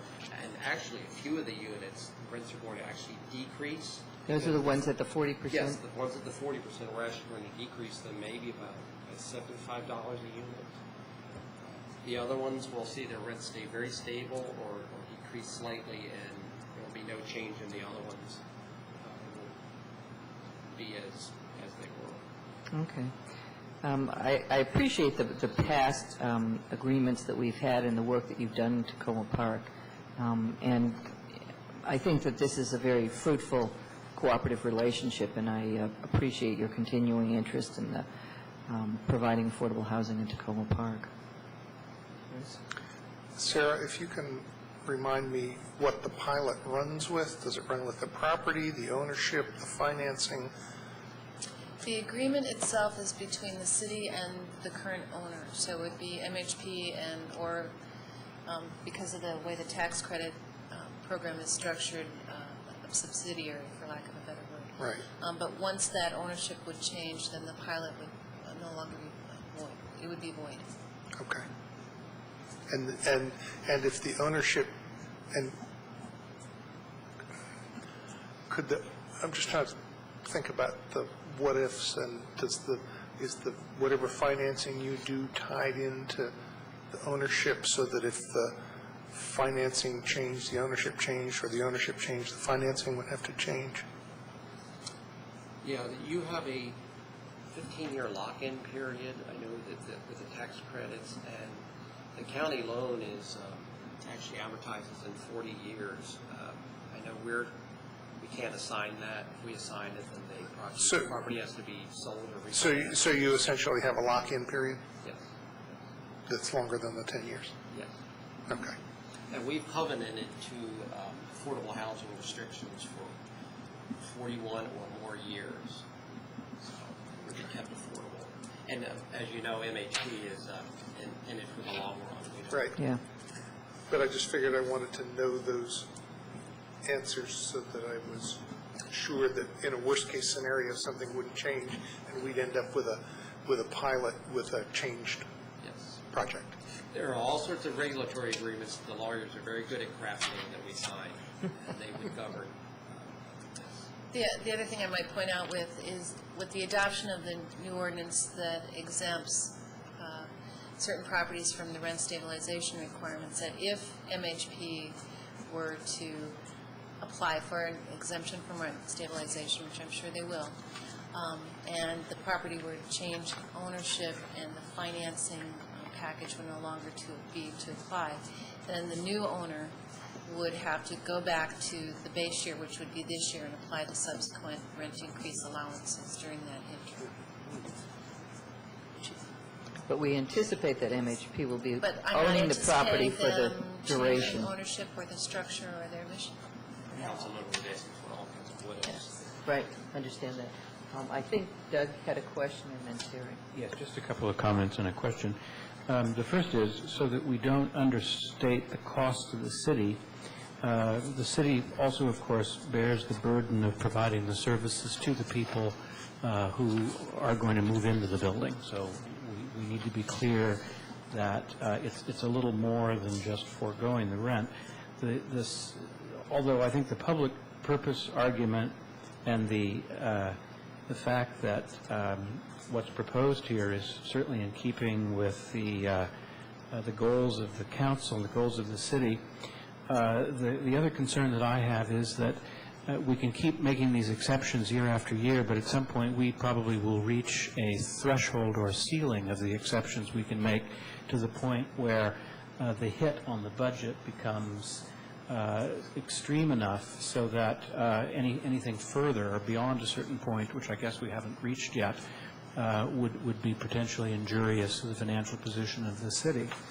The third comment, and this is maybe by way of something to think about, is would it be possible in terms of the people who are eligible to rent this to give Tacoma Park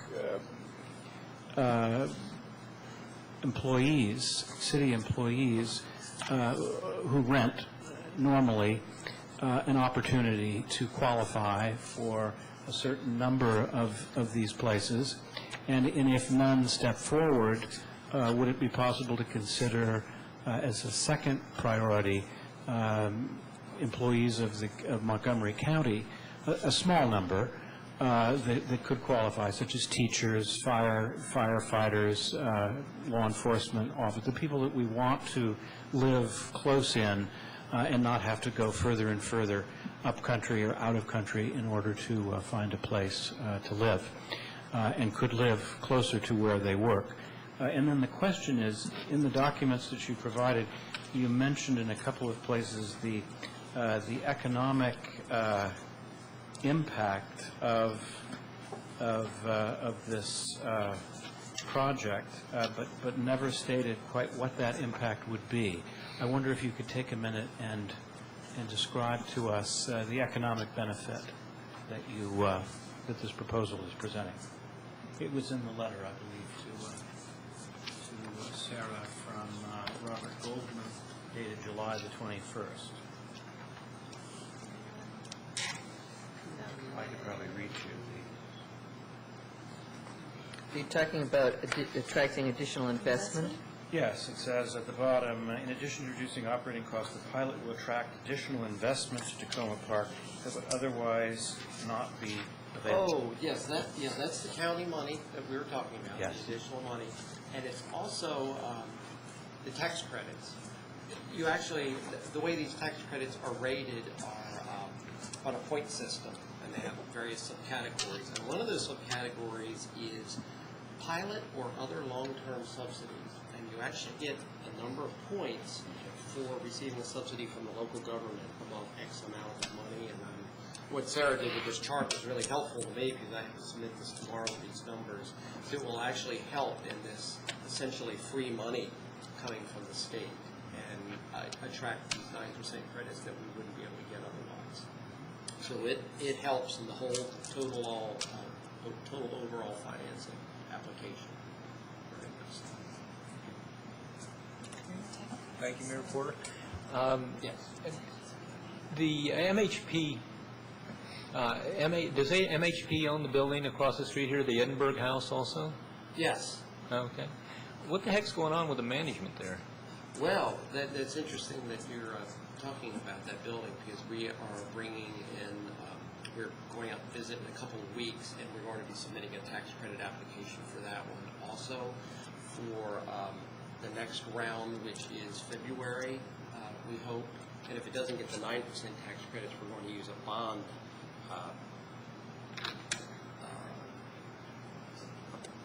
What you do is you get a tax-exempt bond, and then you get 4% tax credits, which aren't as rich a subsidy, but we can get the acquisition credits for that because we've owned that building for more than 10 years.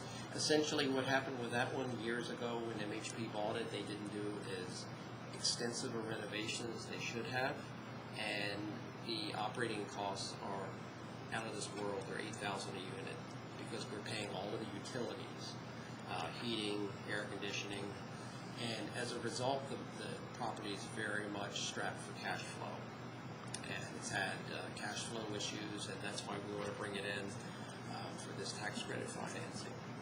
But it seems like, I don't know if it's the tax, the cash flow problems or what, but it seems like there's quite a bit of turnover in the management in that building.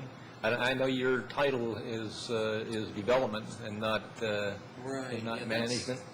I can find out about that. I think it would be helpful. She's our asset management person. She manages existing projects. I think before this comes back to us for a vote, I think it would be helpful to have some feedback on the management of that building and also the maintenance, because I understand that that's an issue. And I don't want to create another problem over on Houston Avenue if we're having a problem here.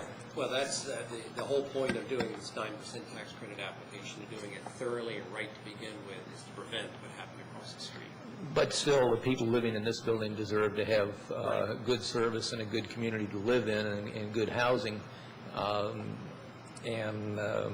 We need to make sure that Montgomery Housing Partnership is fulfilling that obligation, regardless of whatever their planning mistakes were in the past. Right. Well, yes, that's one of the things we're going to be tackling very soon. So but I will have Joe Goodrich address what's going on. Appreciate that. That's both management and the maintenance, because I understand there's outstanding maintenance issues, and I'll appreciate some feedback on that. Those comments are coming from the council member who represents those tenants. So I'm sure he's hearing about those issues. I know, for example, the balconies are literally crumbling in some parts. I just wanted to make one observation. I think Doug's comment about watching our budget to make sure that we don't have too many of these in our budget is a very good point. This particular property on an annual basis at 100%, which is the first 5 years, adds a little bit over $7,000. So I think we're not to that point, and I don't think this is going to tip us over. And I also think that this is actually an investment on the city's part in maintaining affordable housing, which is one of the long-term goals that the council has set for the community. And obviously, we have to keep in mind, the cost to us. But I think in terms of the other forms of financing that Montgomery Housing Partnership is getting for these properties, I think the investment of a little bit more than $7,000 a year for the first 5 years, and then it drops after that, we're getting a bigger bang for the buck, because our foregoing a certain amount of property taxes is leveraging more funding coming into the community, and is also maintaining affordable housing for the longer term. So I think it's a good payoff for us in terms of the money that we are, as you noted, foregoing in terms of taxes. What I can do in the memo for next week is include, give you a summary of what the total value, if you will, of the pilot agreements that have already been approved. I appreciate this information, and we've got it on the agenda to deal with as a formal action next week. So we very much appreciate that. Thank you. Are there any other questions? That information to you before then. Appreciate that. Well, thank you both very much. The council will take a very short recess and come back for the final two items on our agenda.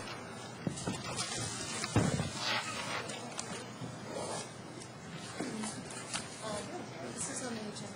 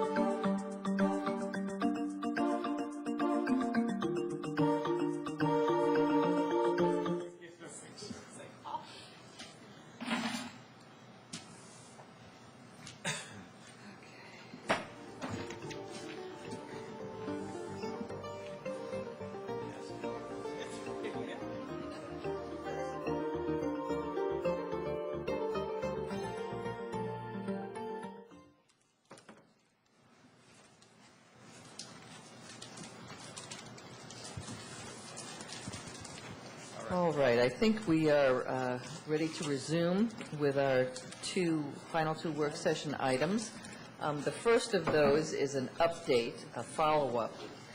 We have been going through the recommendations that were made to us by the TASD committee, and tonight we are going to we're going to hear back from the staff on some further information on the recommendations that were made concerning Parks and Recreation. Good evening. Welcome back.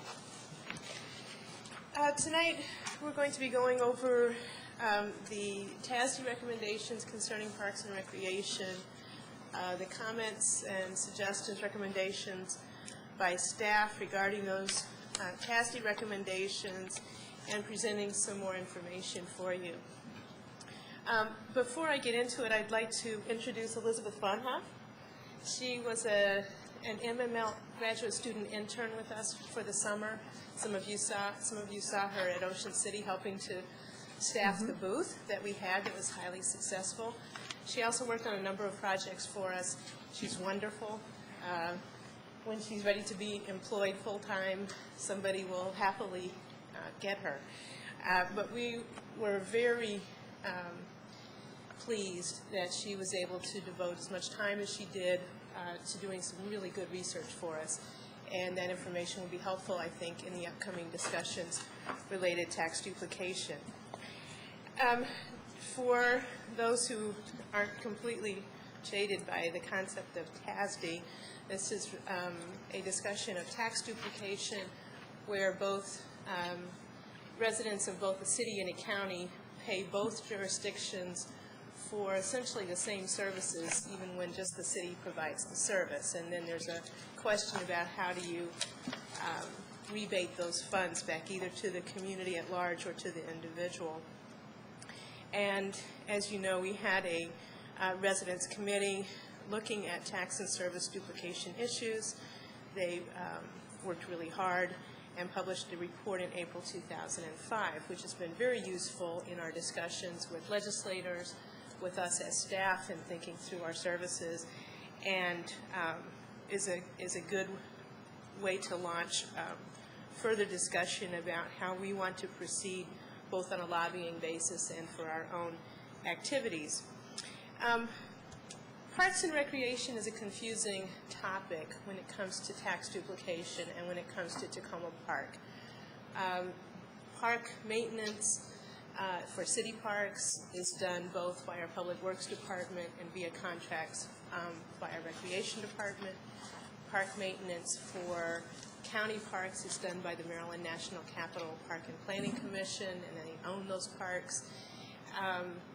Similar kinds of work is often done by Montgomery County agencies, not within the city limits, but in Silver Spring areas. There's recreational services that are provided both by the City of Tacoma Park and Montgomery County. In Tacoma Park, we have our community center here, and we have many services offered by our Recreation Department.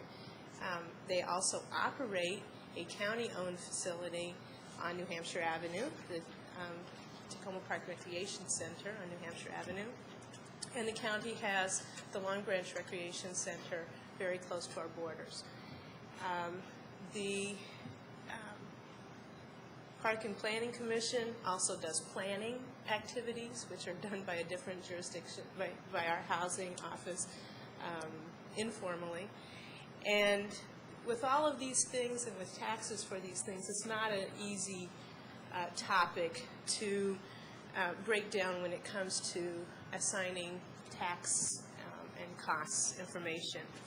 I've tried to summarize and keep to kind of the tangible points in the package I prepared for you. The Residents Committee on Tax and Service Duplication Issues had 4 major recommendations related to Parks and Recreation. The first is that the city should seek a higher rebate from the county for road and park maintenance by adding in the city's costs of overhead, administrative expenses, and capital expenditures. And this is a typical recommendation for each of the service areas.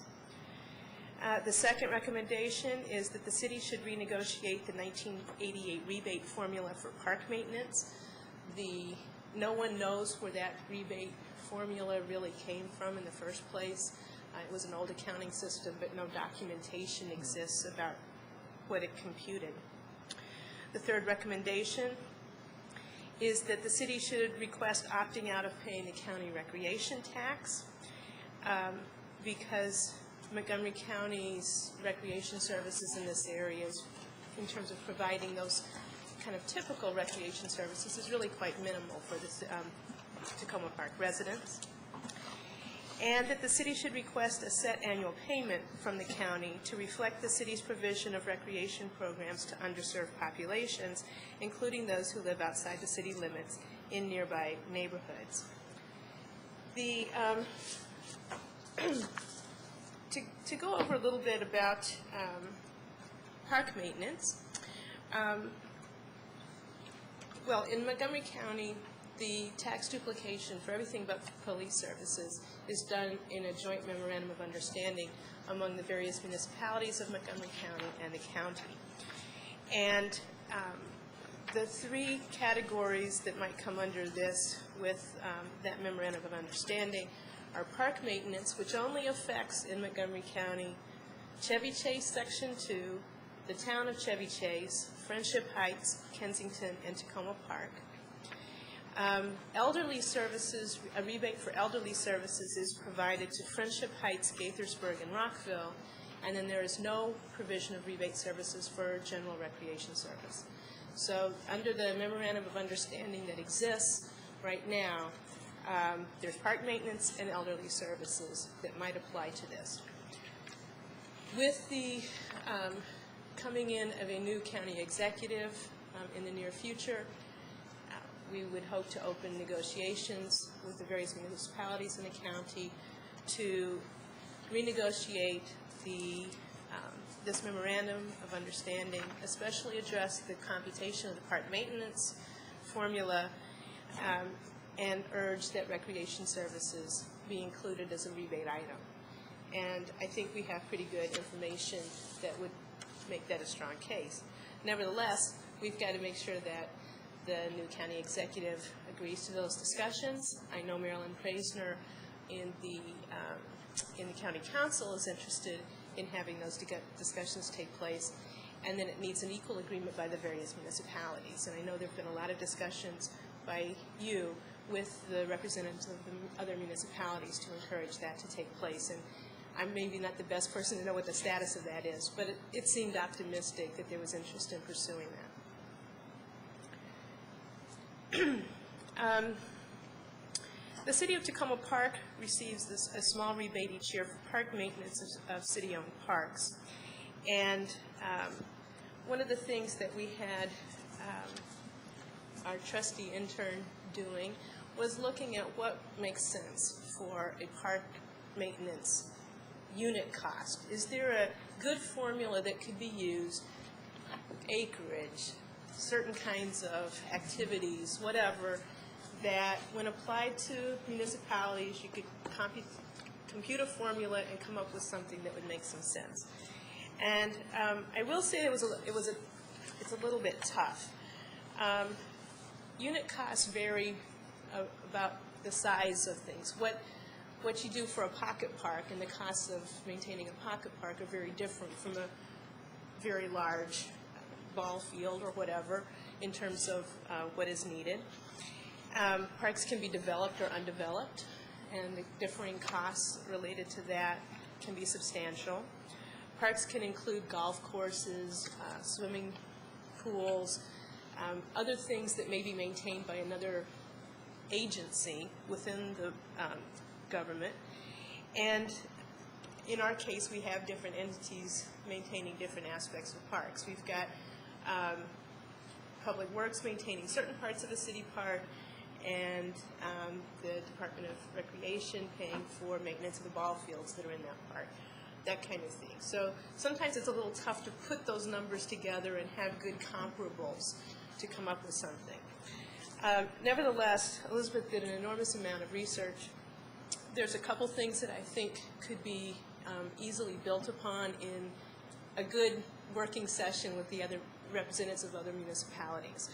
I think the thing that may be the easiest to be starting with is some figures from Montgomery County. Within the past year, they had a new contract, a bid and a new contract on landscape maintenance for the Silver Spring Urban District, the Wheaton Urban District, the Long Branch District, and along Georgia Avenue. And the kind of work that they do for this kind of maintenance is comparable to what we do in many of our small parks. Mowing grass, dealing with trees and flowers and that kinds of things, turf maintenance. And in that contract were unit costs for those kinds of activities for those different locations. Elizabeth took that information, looked at the size of each of those areas, made some sense of averages, looked at what Tacoma Park had, and there's actually some pretty good numbers, we think, with some of the averages or some estimates of comparable land that we think could be a good basis for a discussion with other municipalities of coming up with good numbers. There's also further information, I think, to come from Park and Planning, but that's not quite imminent.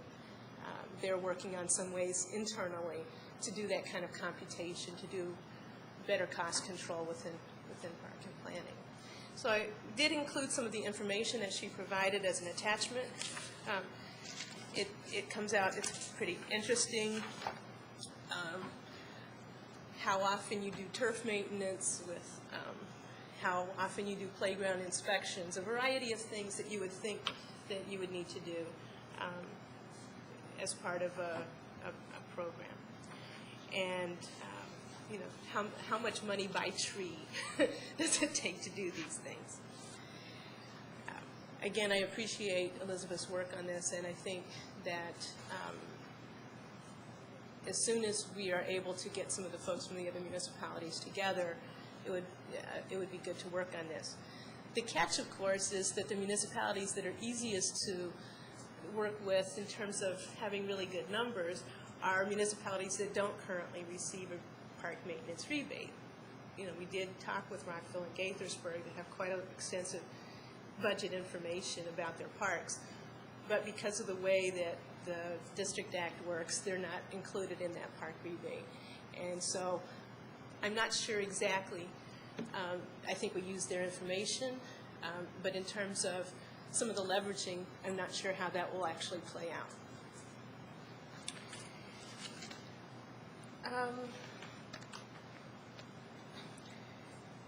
As I said, when we do go into having a discussion with the new county executive, we should argue for a tax duplication payment regarding recreation services. We provide a great deal of recreation services, and it's far more extensive than the county provides to our residents. When we looked at our numbers over the average over the past 2 years, is that 60% of our participants are Tacoma Park residents. That means 40% live outside of Tacoma Park, and almost all of those live within Montgomery County. So we're providing quite a lot of service to Montgomery County residents. Also, we provide a lot of services to the school kids after school that don't necessarily live here, and those are particularly, those are services that are missing from the area Montgomery County services. And I think that that's something that we can make a very strong case about. That was identified in the TASB report, and I think it has quite a lot of merit, either as a payment or some kind of a rebate.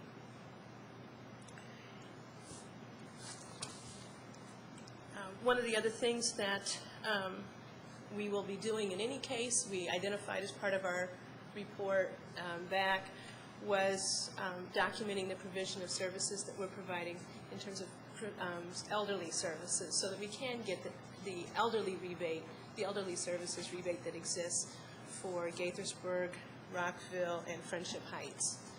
They get about $40,000 a year for those services, the Rockville and Gaithersburg.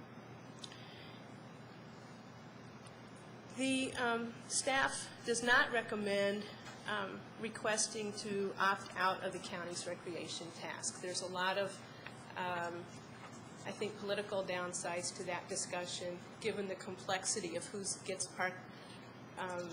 pays park taxes, recreation taxes, and how those jurisdiction lines run.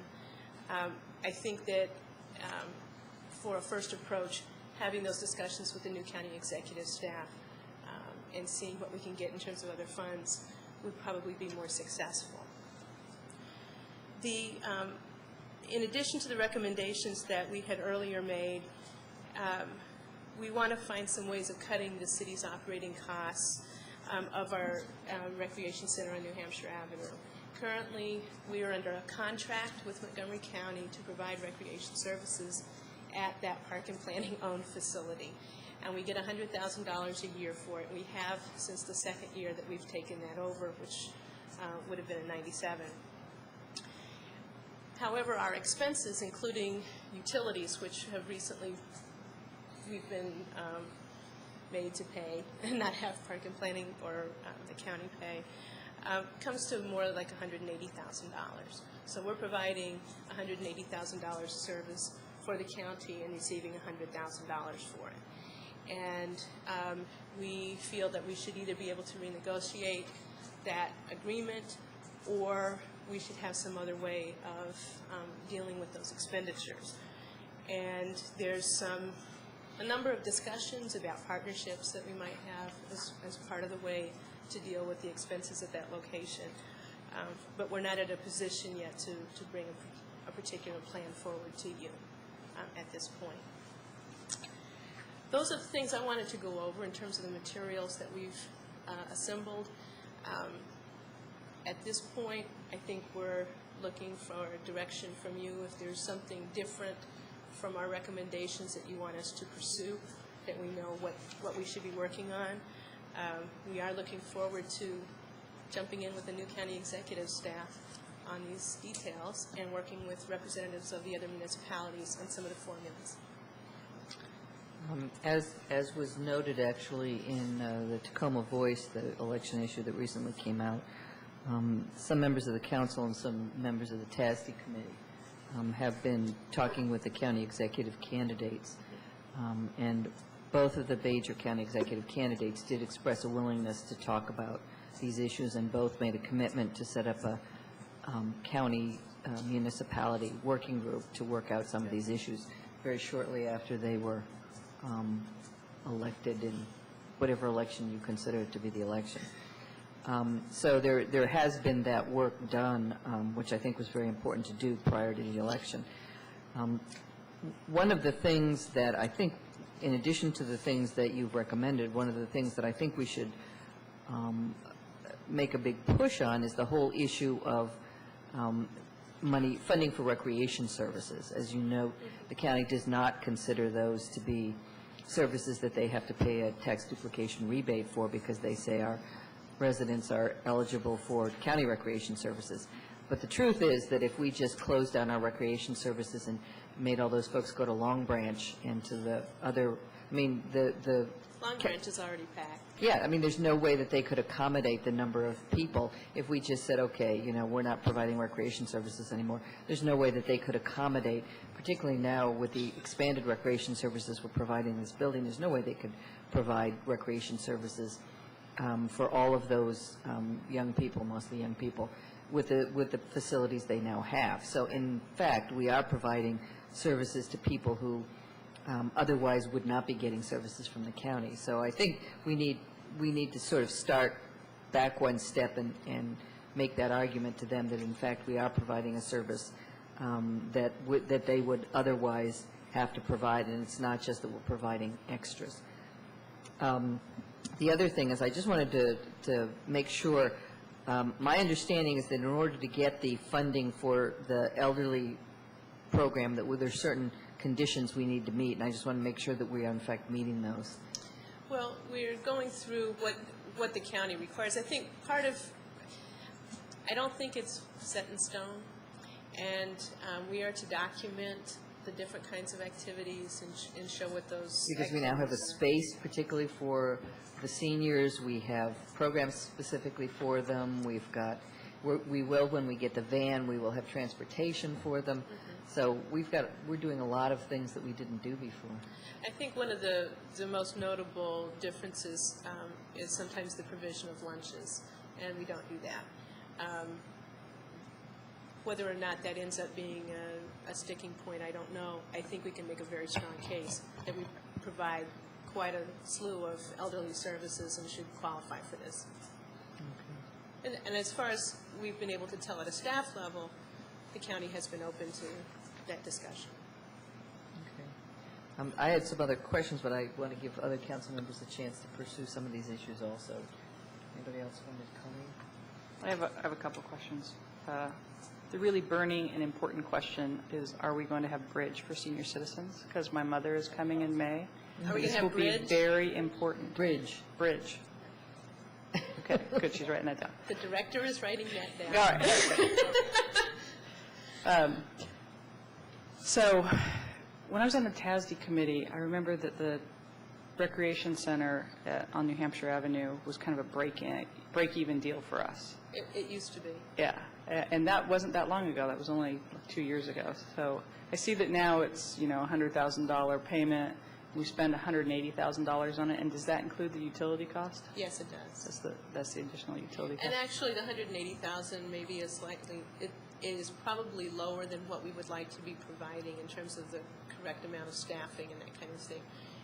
In the most recent year, I believe the Recreation Department was budgeting $180,000 for operational expenses, and that wasn't including the about $30,000 of utility costs.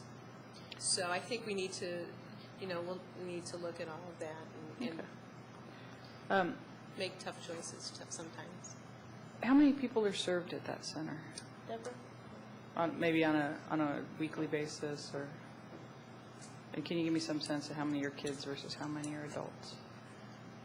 That would be hard to give you an average, simply because depending on the time of the year, we have an after-school program where every day after school we have 35 kids that come to our Kids City program. We have the weight room, and that, people use it when they, it's convenient for them. We sell about 150 memberships a year, and those are not only Tacoma Park residents. So we have some classes in the evening, depending on, the popularity of the class. Adult classes. Adult classes. And we do have a drop-in program for kids, sort of the older kids who play basketball and socialize there. And that's pretty heavily attended. So depending on the time of year, we have a few hundred, I would say. Okay. That's all I wanted to ask. Thank you, Mayor Porter. Deborah, just while we're on the subject of the New Hampshire Recreation Center, I appreciate your, trying to balance things to minimize the expenses while still providing the service.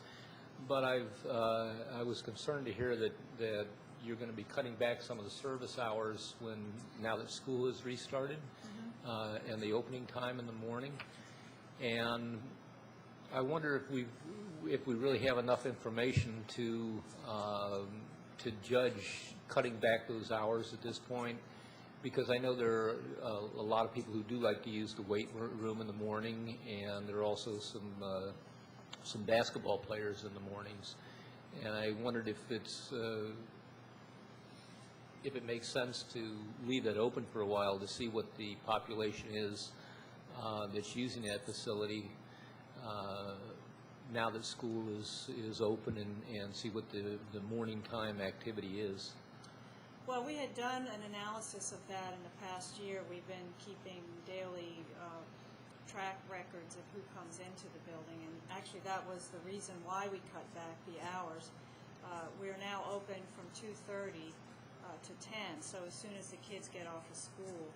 And it's true there are some people who use the weight room. We were finding 5, 6, 7 people between the hours of 10 and 2:30 that were using the weight room, and then a very sort of a trickle of people playing basketball. These are people not in school, so we felt like it was not a huge demand for what costs quite a bit of money to keep open by staffing and also the utilities. So it really was a way for us to try and reduce the gap. Right. I will say there are some vocal weight room users, though. I know. I met one of the gentlemen when I went the other day, and he was not happy because he works. It didn't fit his work schedule, and I was very sympathetic. And I told him if he had, 20 or 30 other people in that situation, it would be easier to justify keeping it open. Okay. Yeah, that's a frustration that we can't keep it open more hours. And I know there are also, it's not just the weight room, but there are some basketball players too during that period of time that are used to using the gym and not going to be able to. I hope we can get into the position where we can reopen those earlier hours in the near term.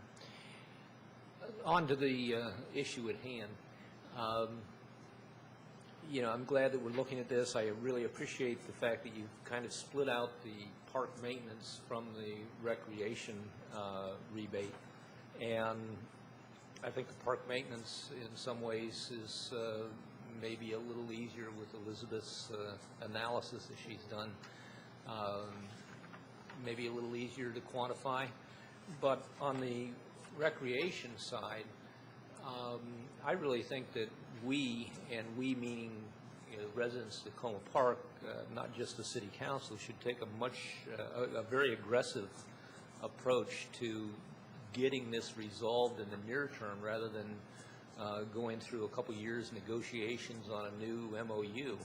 I mean, we've got a number of senior citizens, it was pointed out, that use the recreation facility here that I'm sure in the new bus would be willing to travel up to the county to use their facility and say, look, we need to be paid our fair share for providing these services, or we bring a greater workload for you all to have to provide. And there's other programs that they obviously are. We are saving the county money by us providing those services. I really think we should be getting our fair remuneration for providing those services here. It wasn't so many years ago, and I know it predates some of us, that the county worked in conjunction with the city to provide the recreation services here in Tacoma Park. Programs were jointly staffed by city recreation department employees and county recreation department employees. There were programs that the county helped to finance in conjunction with the city, and there were other programs where the city actually did all the works, and the county provided money for the programs on a program-by-program basis. And it evolved away from that, and then we got into a more sophisticated memorandum of understanding on rebates. But I think in fairness, as has been said, we are providing a service that we're also paying taxes to county for. I just strongly support us doing something now much more aggressively rather than waiting for another tax year before we get money back. And if that means organizing residents at Tacoma Park and making it a bigger issue, I think we should.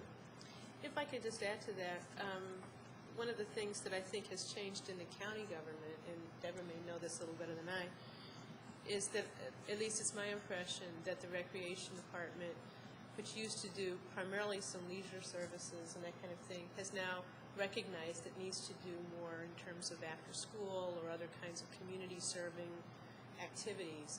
And so they seem to be moving in that direction and have a greater appreciation for that. So I think that there's more of a leverage that we have in showing that we're meeting those services, the very ones that they're now seeing the value of, and that they had moved away from for a long time. Thank you. I want to thank you all, including Elizabeth, for the work you've done on this. I really appreciate that city staff is continuing to explore the findings of the TASD committee and bringing to us particular ways that we can consider addressing this. Let's see, sorry. Opting out of paying the county recreation tax. Can you tell me a little bit more about how you reached your recommendation not to pursue the committees? Well, I don't have all my notes in front of me, but there's a couple different kinds of ways that this recreation tax functions, and it essentially it comes, I believe, from two different pots. One is a recreation tax through Montgomery County, and the other is a park and planning tax, which also pays for similar kinds of park-related work. When the Regional District Act was done many years ago, 80 years ago now or something, the Rockville and a number of municipalities opted out of that system, and they do not pay those taxes. They don't receive the services, they don't pay the taxes. Although they certainly can go into any county park and use them like any other Montgomery County resident. There's been discussions over time that they should be paying those taxes or some version of those taxes. And so it's a sensitive issue that once you start talking about that, you could have a real discussion with Gaithersburg and Rockville and their residents about all of a sudden being forced to pay a tax. Right. I actually wouldn't go in that direction. I'm not looking for that kind of consistency. But I understand. In my view, part of the reason that we came to the recommendation that we have is that we see a possibility of a really nasty political discussion where that comes into play. Every year the county council brings that subject up. If we try to opt out of those taxes, it brings up the subject, well, why should anybody be not pay those taxes, and you have that whole discussion. And so that's been the primary issue. The primary issue is that we'll end up with a discussion among the municipalities that doesn't get us to where we want to go, which is fairness on this. So that's where staff's position was.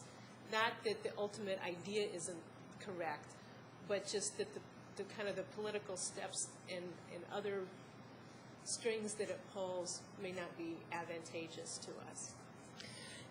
In my view, this seems like you haven't given me any reason to not think this, so maybe I do need to look at a more thorough analysis that brought you to this conclusion. But in my view, that looks like the easiest thing for us to opt out of the soonest. We don't really have an option since to opt Rockville out. and Gaithersburg have already done that, then I would think we would need to lay the groundwork by letting them know that we wanted that to be consistent, and we were going to approach the county about it, seeing if we could partner with them, if they could also recommend that. So not surprising anyone, but also making it clear that right. We don't really have the legal option to opt out. We were analyzing this, and that seemed like the best way to proceed. It's the largest amount of money that I can see that we're talking about here. We don't. We would have to basically ask the county council if it's okay that we don't pay this amount. I think there is a political issue there. And the political issue is that in order to change the rebates on any of this, we're going to need to work with the other municipalities in the county. The only rebate that we deal with the county by ourselves is the police rebate. Everything else, we have to work with the other county municipalities. And I think if we were to go to the county council on this one, we would risk alienating Rockville and Gaithersburg, and their support of all the other municipalities is probably the most important because they're the two biggest ones. I wouldn't have a problem with talking to them about it, but my prediction is that they would be very nervous about our doing that, and it would make it more difficult for us to get their support for the other things that we want to do. So you're saying this is not something that we could opt out of any longer? No, we had a chance for it 80 years ago. How many? 80 years ago, there was a one-time option, and we chose not to have, we chose to have the park and planning maintain many of our parks and do planning services for us, and have the county do the zoning. And So are there a cascade of implications that would follow if we opted out of it, that park and planning would not Yes. do certain things? Yes, I mean, I'm sure there would be, if we ever got to that point, we would have real negotiations about what we wanted to pay for and what we didn't want to pay for, that kind of thing. We could have that kind of discussion. Was the TASD committee given that information, or? Yes, but like, as I said, it's a very complex issue, and it is something that ultimately is a political discussion. So that to me seemed like the most likely way for us to succeed, and I don't think that we will succeed by being timid about this. This is not something where we just wait long enough and they'll see it our way. I think we are going to have to do something profound and assertive anyway.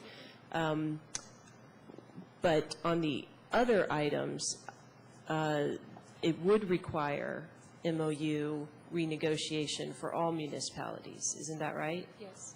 Okay, so this is the only one item that wouldn't require municipality MOU renegotiation. I don't know if that's true. I don't know that it would. Does the MOU have in it that the Rockville and Gaithersburg opted out of that tax? I don't see any way that we could go to the county council and ask to have this opened up just for us. My supposition would be if we went to the county council and asked to have this issue opened up, it would have to be opened up for all municipalities. I don't think that there's any reason that we have to go there on our own. Actually, I don't think it's the easiest one to get. I think some of the other ones would be easier. I think, for example, the provision of services to the elderly is probably the easiest one to get because I think we've done pretty much that already. That's $40,000? Right. But we've also, as I said, had discussions with the county council candidates, and at least in theory, they agreed that there was a good argument to be made for a tax duplication payment for recreation services, at least in theory. Now, that isn't to say that they would, turn over the money initially, but I think we've got an opportunity to bring up some of those things that we did not have an opportunity to bring up before.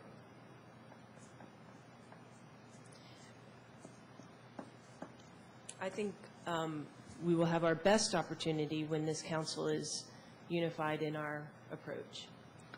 Well, that's why we're having this discussion. Anyone else? Yes.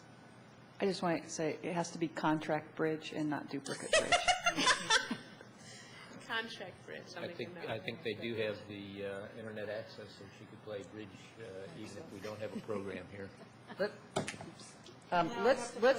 Let's talk for a minute about the other things that are not don't seem at this point to be contentious.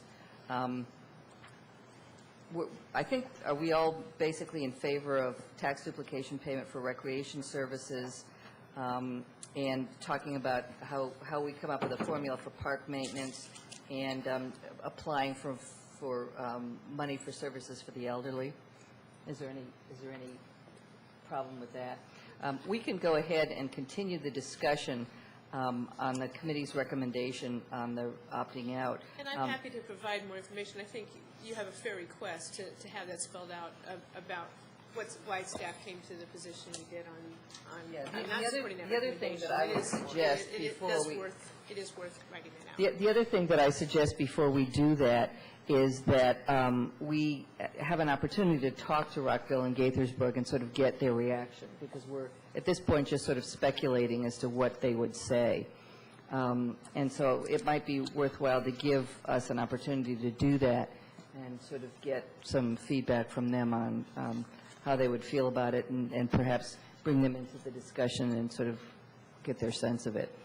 So my sense from where we are right now is that we're comfortable with the first three, and that we don't have a final decision. We'll continue to think about the issue about opting out of the county rec tax. Yeah. Mayor Porter, I found Elizabeth's work to be particularly helpful with the park maintenance, and I wonder if a similar approach couldn't be used for the recreational programs that would give us a little bit more, a better understanding of what we're dealing with and a little bit more leverage in dealing with the county, and that would be an analysis that broke down our programs and the costs of our programs by different categories. We've looked at the senior programs, but if we could have, maybe 4 or 5 other categories like after-school programs, youth sport programs, adult education programs, whatever the categories are, that it might be helpful in going to the county and negotiating with them. I think you probably have most of those numbers, don't you, Deborah? I'm not sure what formula Elizabeth used or what. Well, she used for, Well, it was a per unit, and do you have a per individual cost on most of these programs? I think you do. I think we've seen them before. Or a per class, or... Well, we'll have to look at it. About it. One of the big expenses was, renting space, so that's changed now that we have the community center. So that's something that would maybe skew what we've done in the past. We'll look at it. I mean, I think that that's something that we would want to look at with the other municipalities, because of the other municipalities also have fairly extensive recreation services, that we could see where those similarities might be in terms of how to compute unit costs. I think also the youth sport programs, it might be interesting to see what level of involvement the county has with those programs, what level of funding they provide, where for a lot of what we do here in Tacoma Park, a lot of that is volunteer provided. And so, it might be nice to see what the comparison is between what we do and what the county does. Will Elizabeth be staying with us for another No, unfortunately, she's off to. She's but she is looking for a job. She's finishing her graduate studies, and she has another position as well. So we're very excited for her. But yes, we could sure use her still. One thing I would like to ask, that in your discussions with the other municipalities, that we get a little bit more buy-in from them to work with us on the park maintenance figures, and if we pursue the recreation services figures. Elizabeth and I made our contacts. Elizabeth was able to get through to people during the summer, and they kind of helped as they could, in a few minutes or whatever. But it might be helpful to have a little more directive from on top that this is a useful thing to put some attention to. Because it is something that does require a little bit of devotion of time by staff in the various municipalities. So your assistance in those kind of hints to the other leaders would be useful. Sure, yeah, I think we can do that. And so I think...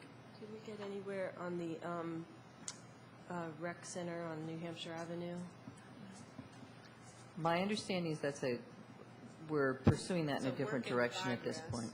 I think that we need to come back to you as we find out more information and come up with some, better ideas with some options for you on this. Yeah, is there anything related to the purchase of the buildings over there? We've been looking at that.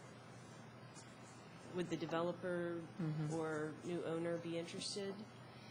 We've certainly had those discussions. We'd like to continue it.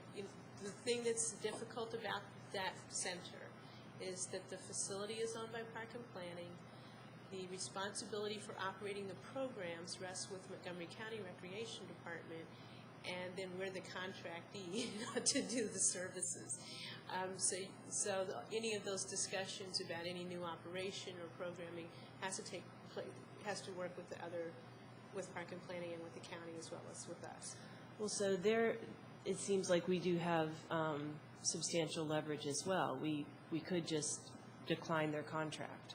That's correct. and We could walk away they from the own facility. it, they would have to provide services. Only if they wanted to, but yes. Well, my recollection, if I'm remembering this correctly, is prior to the time that we took it over, they were basically just planning to close it. When it was originally Prince George's Recreation Center, when it came into Montgomery County felt that it was unnecessary, if I'm remembering that correctly. And so they were just going to close it. And I suppose they could just say they were going to close it again. Well, the pool next door is still open. They could Well, you close can it, ask but- Deborah how much of her working time was spent making that happen. Right, but the city didn't have to take it over in order to keep it open. Right, and I think that that's why we're, pursuing these various options, trying to see what might work, but it does require a lot of interjurisdictional discussions. And be mindful also that some of the people in those apartments would be considered at-risk young people. And even though most of the users of that facility are probably residents of the towers, a good few of them, I think, need that facility or one like it. So I don't think we would close it without giving an awful lot of careful thought to the consequences for the neighborhood in particular, if we did so. Right. Yes.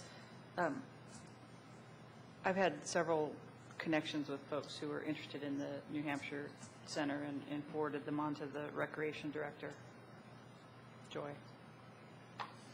There has been some discussion. I think that's what Joy. Colleen was saying. I've had some connections with folks who were very interested in the New Hampshire Avenue Center and forwarded them on to the Recreation Director, and those came about just through contacts in the housing community with the folks who were engaged in the development, and then other youth recreation stuff, and I think that's all kind of part of the negotiations, and probably can't open it up to great broad conversation at this point. But I think what's really exciting about it is that there are people who are interested in partnering with the county and the city and the owners of that center. So I think there are a lot of options that are available that will emerge as the development plans for that site in particular are firmed up and as other things come online.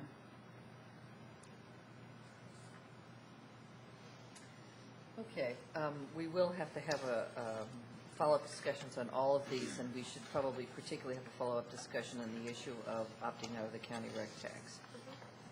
So we will put that on for more follow-up. Thank you very much. By the way, I'm last looking for a contract bridge instructor.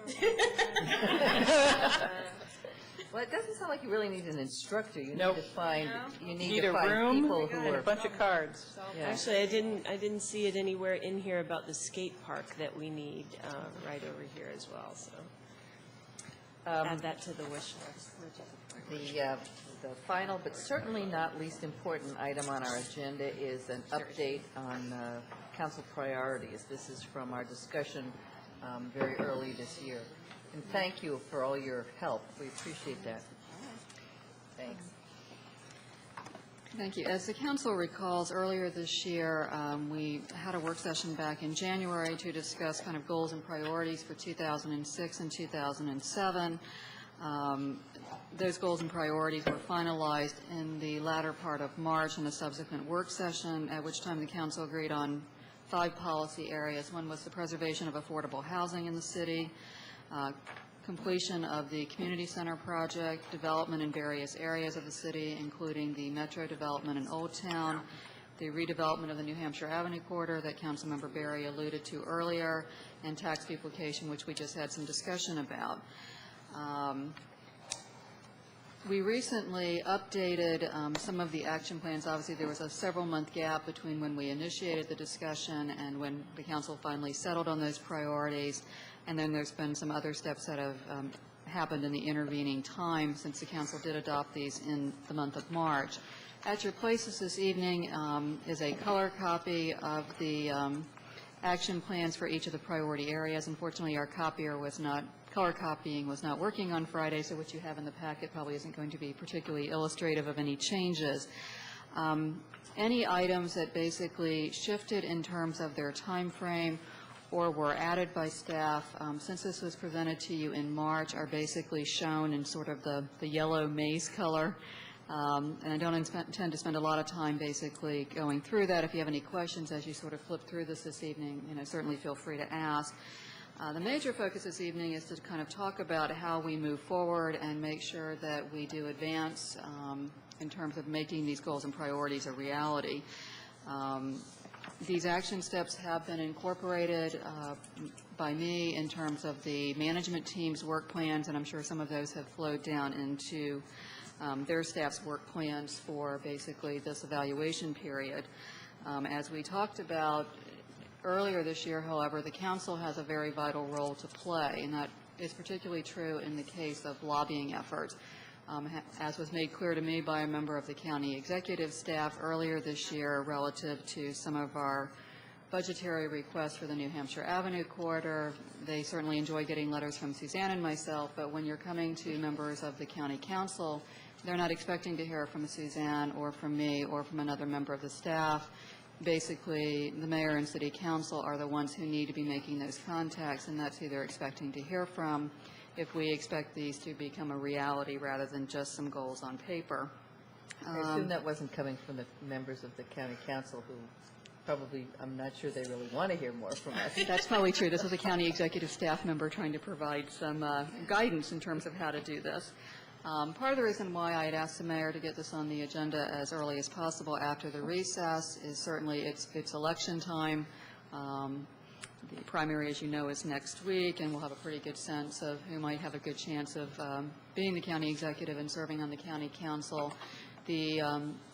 While the elections are still pending, the county staff is actively at work on their budget. I think Suzanne had just sent out some information in the last week or so talking about how they're in that process. So a lot of the county budget is already in the process of being crafted at the staff level. So if there are specific requests that we want to see happen in their budget, we actually need to be getting those in. So there's a political aspect of this, and there's also a budgetary process aspect of moving forward on these issues.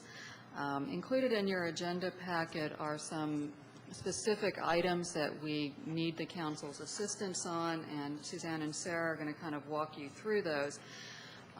Many of these items potentially can have very quick turnaround times. Certainly, we would welcome the active involvement of all 7 members of the council, but when it's all said and done at the end of the day, we just need at least 1 or 2 council members, perhaps who are willing to be the point person for that particular priority area, so that if we're trying to get letters out or testimony drafted or whatever that might be, that there's someone on the council who basically is committed to that particular area that can basically be the point person for Sarah, Suzanne, and myself.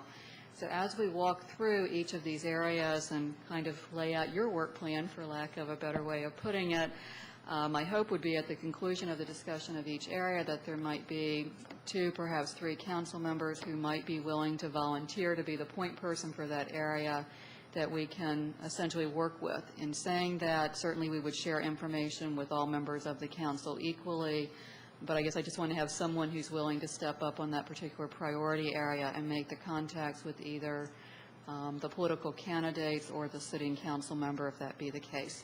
So. I think we should volunteer Councilmember Elrich since he's not here tonight. And that is certainly something I envision could happen. Well, actually, Councilmember Elrich may, depending on what happens, be in a position to be lobbied. And these could all be his 5 areas. Right. The only other thing I'd mention just before we start, so I don't forget about it, is there may be some discussion this evening in terms of some steps that have already taken place or actions the staff has taken in terms of the work plans. From a process standpoint, I will be providing you an update on the action plans for each area in conjunction with my quarterly report. I believe it was Councilmember Austin Lane had mentioned to me that she just wanted to see some process that would be formalized so you can monitor how we're doing, and that's kind of a clean way that I envisioned we could do that since there's already a quarterly reporting process in place. So with that, I turn it over to Suzanne and Sarah to kind of walk through what we would like you all to do. Well, thank you. As the city manager mentioned, there are certain times and places where your name on something or your your word in somebody's ear makes a world of difference. And no matter what I provide, it doesn't get anywhere near as far as if you whisper to somebody. And I really appreciate that. And what we foresee on these 5 priorities is a real team approach to trying to making sure that these priorities move forward. It's the beginning of September. Within just a couple weeks, soon after the elections, there will already start being public hearings on some aspects for the state legislature. There will be activities for the county council, and so we need to be prepared for those and recognize that when those items come up, we have to do a quick turnaround. And that's the interest in having somebody I can call and say, please, they're going to have a hearing tomorrow. You know, can you or the other council member be able to be there? What we'll do now is go through these different areas and identify what we've thought makes some sense of what some of the talking points are. On affordable housing, one of your fun jobs, as is mine, is lobbying. And we tried to identify the objectives that we would particularly like you to promote. And if you see anything in here that needs to be modified, we're very open to that. But we're trying to give a good page to start with. And Sarah, why don't you talk about the 2 objectives that we listed here. Basically, what I've done is identified 2, as Suzanne just indicated. The first would be more on a case-by-case project or basis when projects like that, which MHP spoke about earlier in the meeting, come up in terms of working with staff and the folks at the county level to make sure that there is an adequate amount of funding for that particular project. We're hoping in the New Hampshire Avenue corridor area that we can encourage some developers to undertake a mixed-use development in that area, and in cases like that, it would be appropriate to see if we can secure as much funding as possible for that particular development. So that would vary on a case-by-case basis. From a legislative standpoint, we're looking at the possibility of proceeding again with this session as far as a condominium conversion legislation that was proposed last year and kind of hit a roadblock and could be refined and furthered so that it would address some of the concerns that staff and the community have raised regarding the displacement of tenants through the conversion process.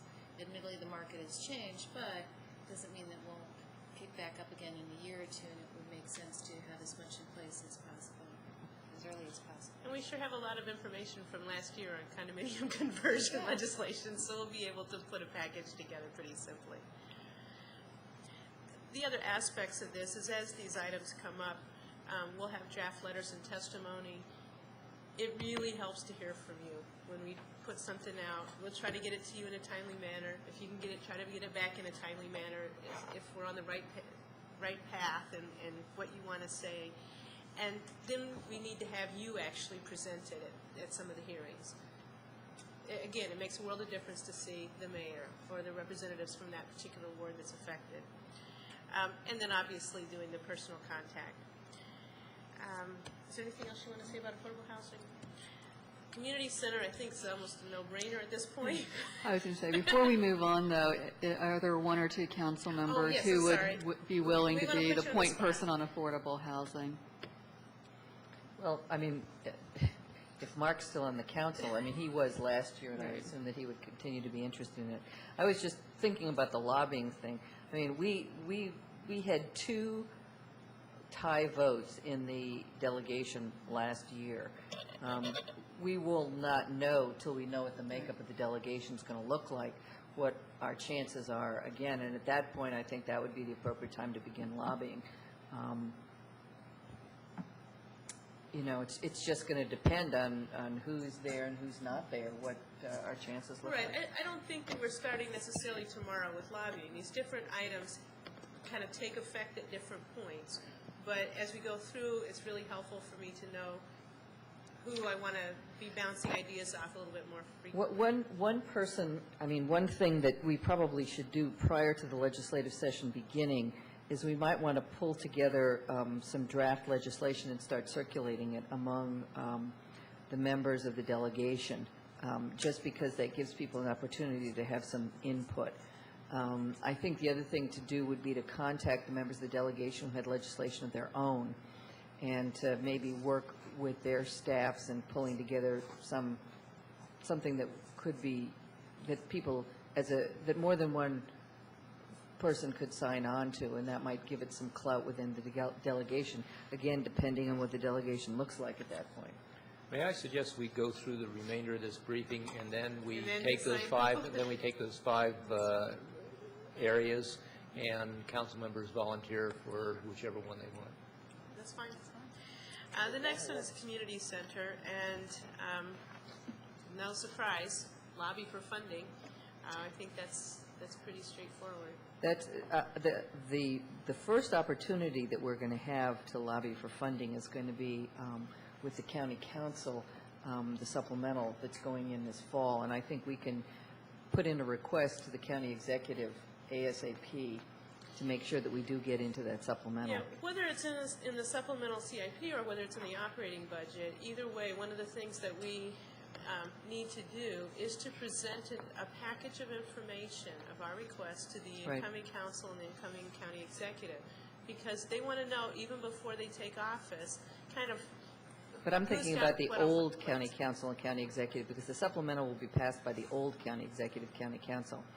I think we should put in the request. The request is going to need the information that's going to come out of the feasibility study, but I think we're on track on the time frame for the feasibility study, aren't we?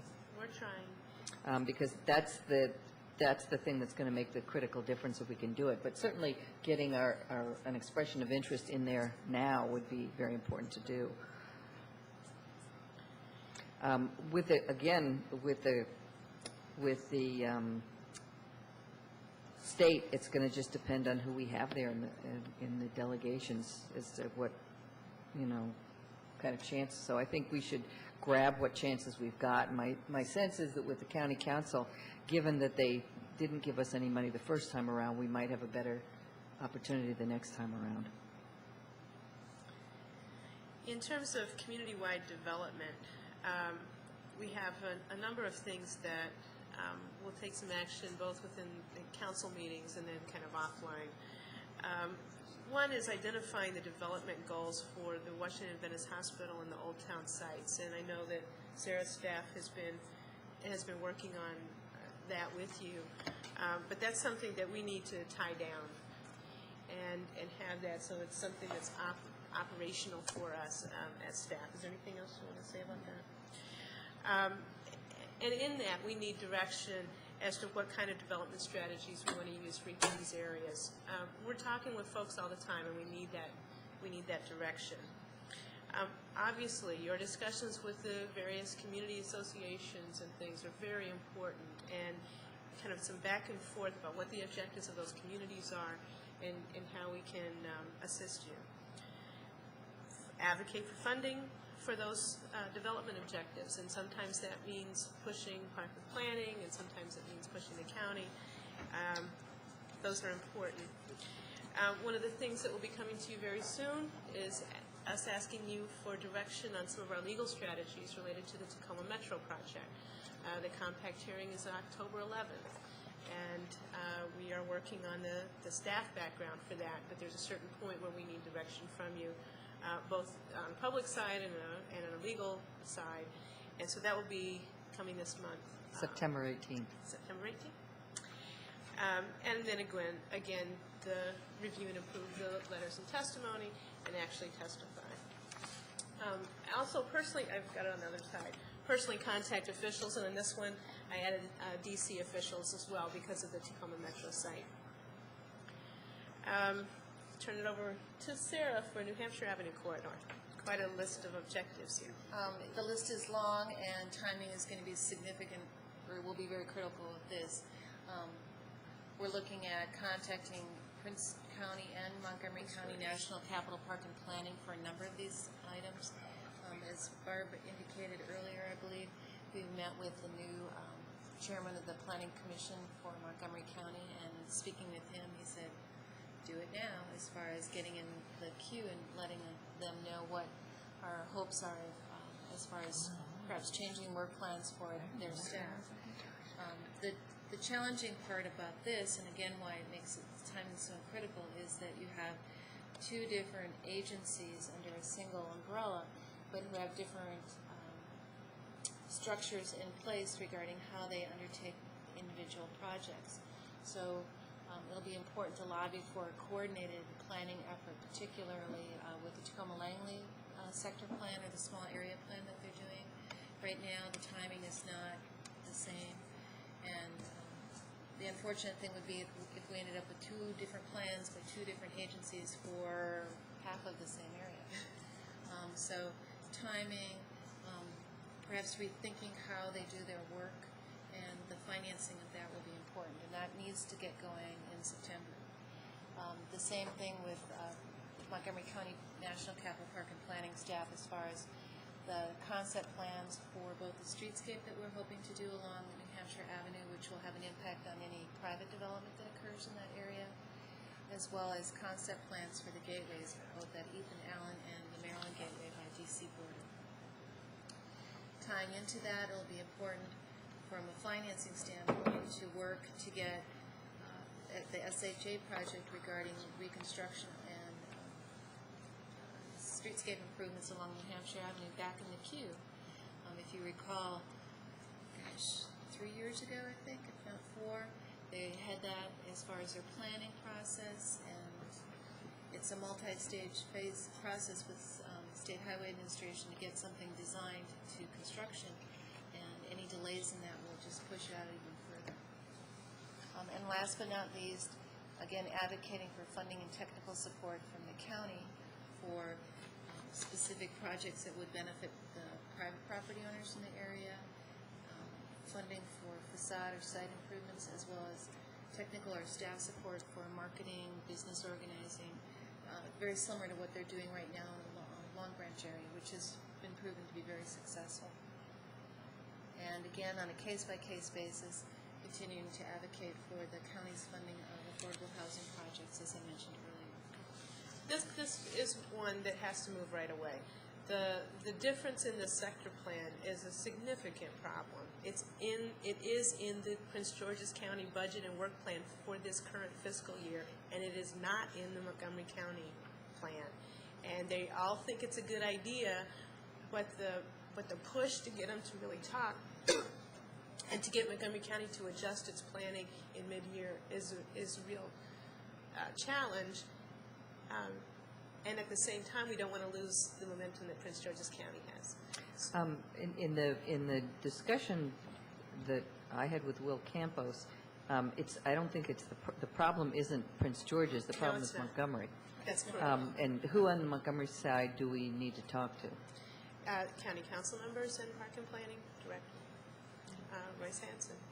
I mean, is this something that we should be putting, I mean, is it going to take more money? Is that what it's going to take? Absolutely. Because then that's something that we should talk about putting into the supplemental. Yeah, I think it's going to be a question for Montgomery County of not only funding but staff. I think everyone's well aware of the current challenges that Montgomery County Park and Planning is currently going through. In talking to Mr. Hanson, my sense is that there was certainly a very strong interest in his part. There's obviously a number of other planning efforts that are already underway. He's very short-staffed. People have been redeployed to various areas given some of the permitting issues and things that have certainly been all over the papers. My sense from him is that it would be very, very difficult for them to adjust mid-year with what they've already got on their plate. Nevertheless, the political pressure of having Prince George's County have this in their program and having the transit center, ready to go as soon as the deal's finalized with the property owner, really does put an awful lot of pressure on it. You really do need the planning first, and people are willing to work together. We've talked about it, but right now, Park and Planning in Montgomery County, they lost some staff. They've redeployed some staff. You know what we should, this is what we probably should do. We are going to have a new District 5 County Council member because the current District 5 County Council member, good as he is not running for re-election. As soon as that person is selected, we should sit down and run that person through, the whole briefing and the tour and everything. and start off with that, and then make this one of that person's sort of goals for District 5.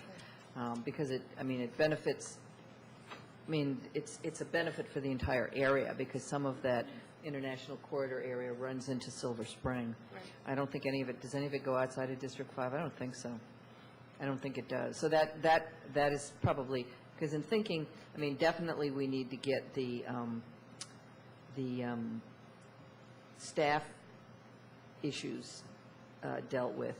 But I think this kind of thing, redevelopment of a specific area, is something that would be appropriate for the District 5 county council member. And depending on who that person is, if it is one of the candidates, that's a candidate who already has county council experience and could be very helpful, I think, on that. So I think that's the way to deal with that, is to make this, put this on our short list.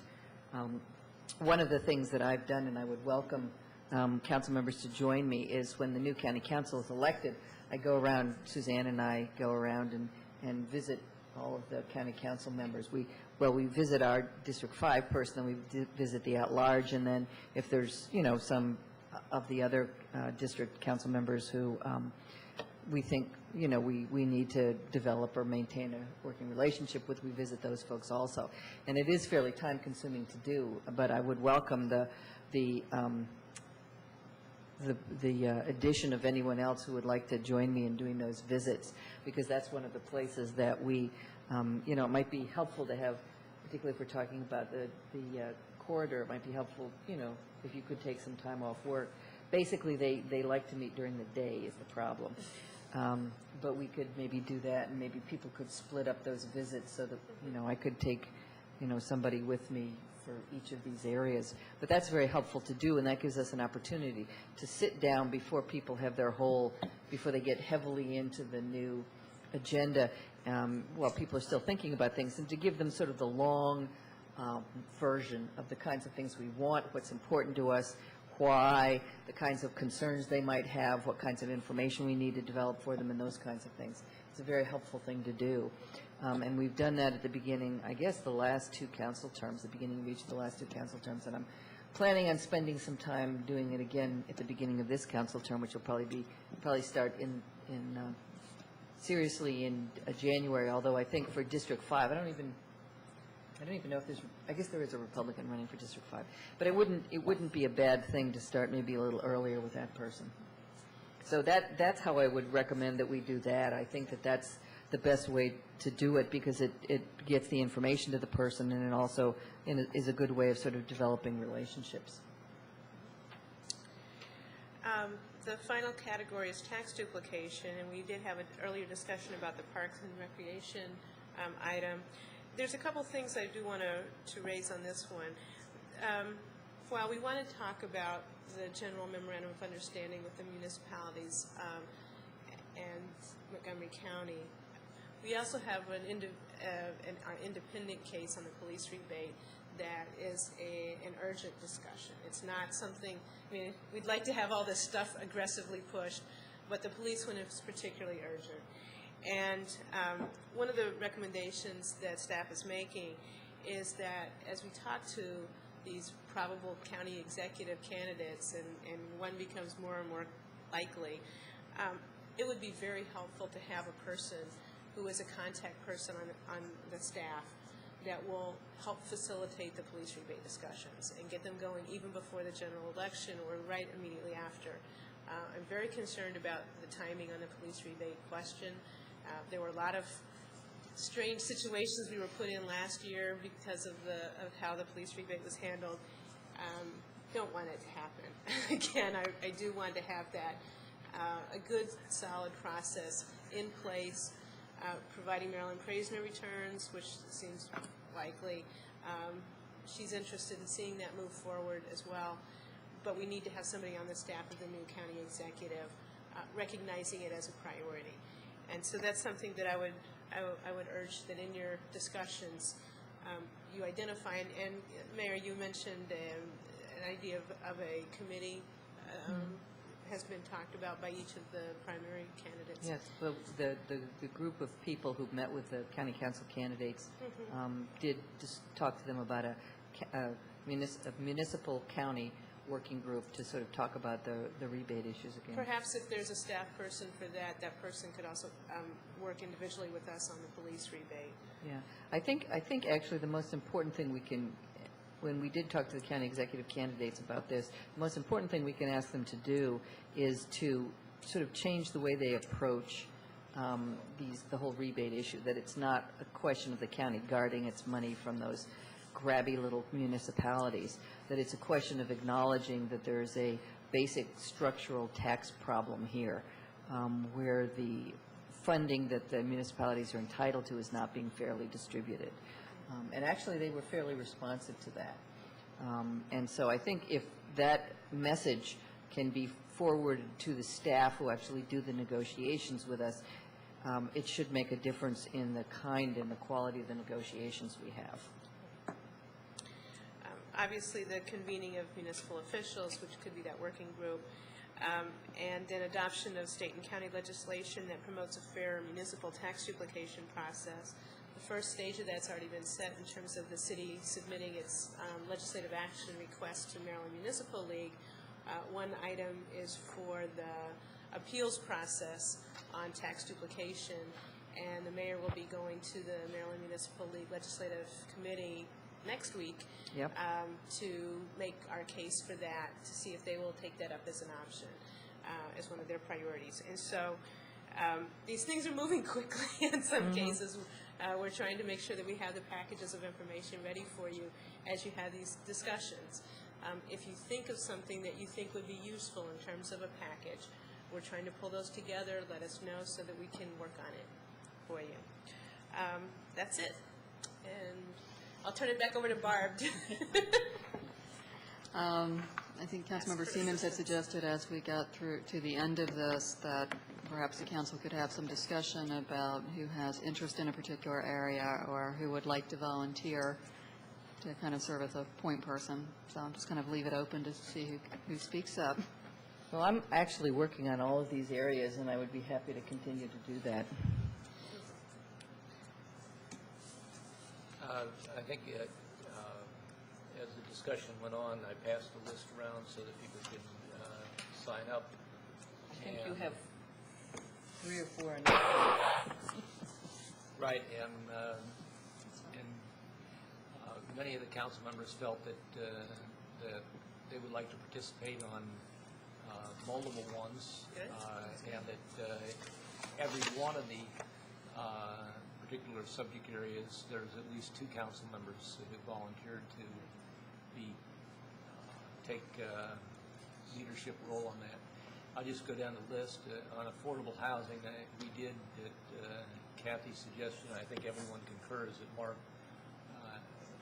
assuming he's still on the council. Elrich, or his successor, belongs on there. And as Kathy said, she's interested in participating on all of them. On the community center, Bruce and Joy also added their names. Development in the various areas of the city was Joy and Terry.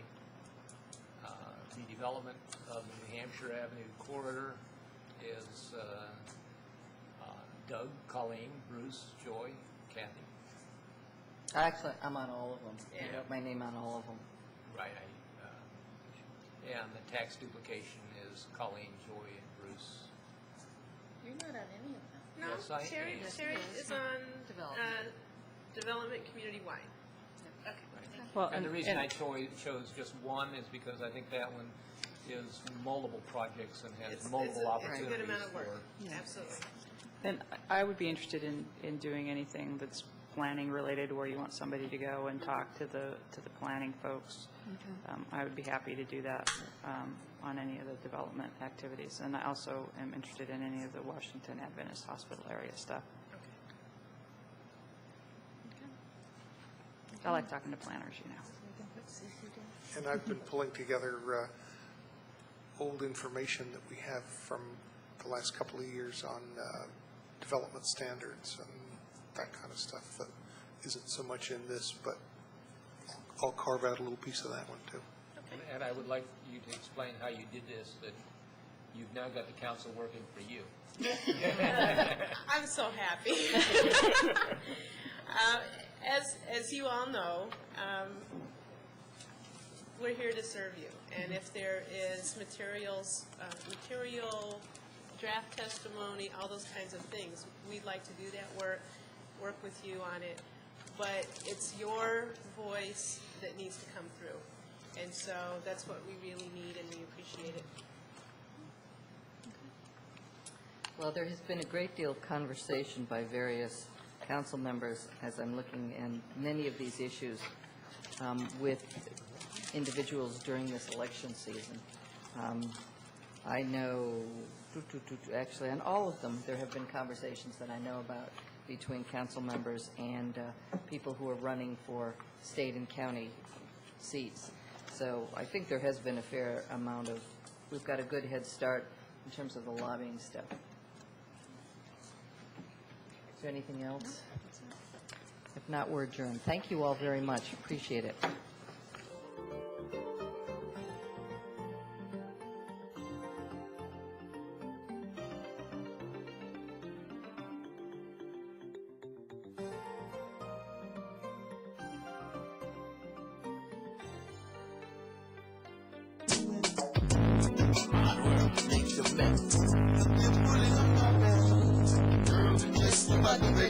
Every time I see you, me get real edgy. I wanna take you home and you mind ready. And then me take it out and wet up your belly. Baby, please, I wanna drive you crazy. And wet up your belly. Don't stop there, I want you to mind ready. Get my car and wanna drive you crazy. Let's start grooving tonight. Your loving mood just make things right. Let's stop grooving tonight.